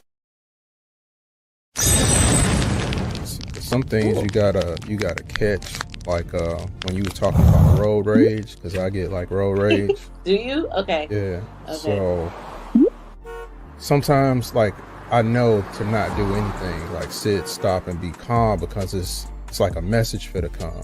So usually the message is slow down, look out for something. But I have to control myself, like don't get mad. What am I supposed to be looking at, or what am I supposed to hear right now? And then it usually comes. I love that. Good. Yes. 'Cause I do that a lot when I go to a restaurant and they mess my order up. The first thing in my mind, I'm ready to go off, and then I'm like, nah, let me calm down. How when they cooking your food though? Don't let me say nothing. And usually if I stay calm, I'll get something free. You know what I'm saying? Something like that.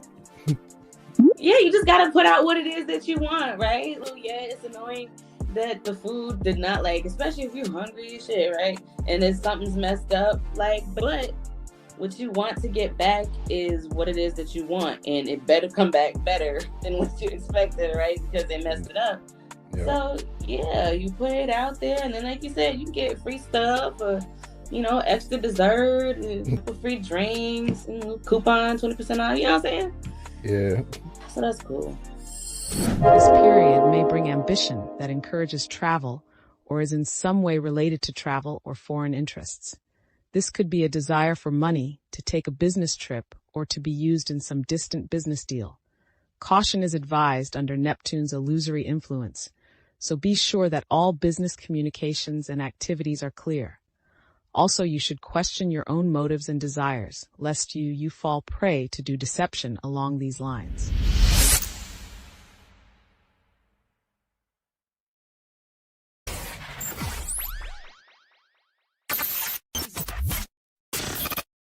Because that was kind of the reason why I suppressed a lot of things, or how I view things.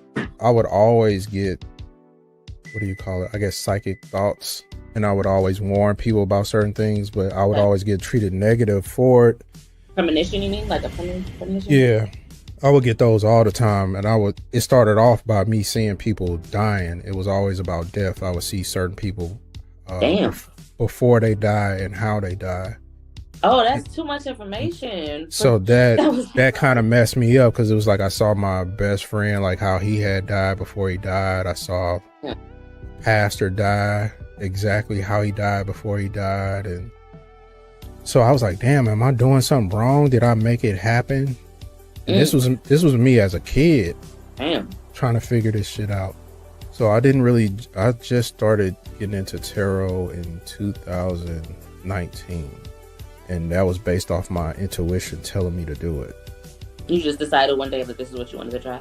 I was just listening to myself. I always have like an inner dialogue where I'm just kind of like processing information. Mm-hmm. And it was like once I had separated from my ex and I was going through so much, I'm like, damn, you know, like, what am I going to do? You know, like, 'cause I was worried about how am I going to survive because I was having so many seizures at the time. And I didn't want to move back to St. Louis. Right. I was like, damn, where I'm going to live, what I'm going to do. And it was just, I want to know information before I leave this body because I don't want to come back to this place. That was like my main, that was my main dialogue in my head was like, I don't want to come back to this place. So I need to find out what's going on. And then that's when my inner self said, go to a psychic reader. And I was basically just having this conversation in my head. Like, I don't know a psychic reader. I don't know where to go. And it was like, I'm going to go whatever lays out in front of me. I'm just going to go with the flow. And then that's how everything, it turned out. I went to a dating app and then the person that I matched with was a tarot reader. So it was like, okay, this is how this works. I need to just listen to my intuition. Right. And that's how I got into start. And then I met my twin. And so it was just like, okay, I'm going to just keep listening to my intuition.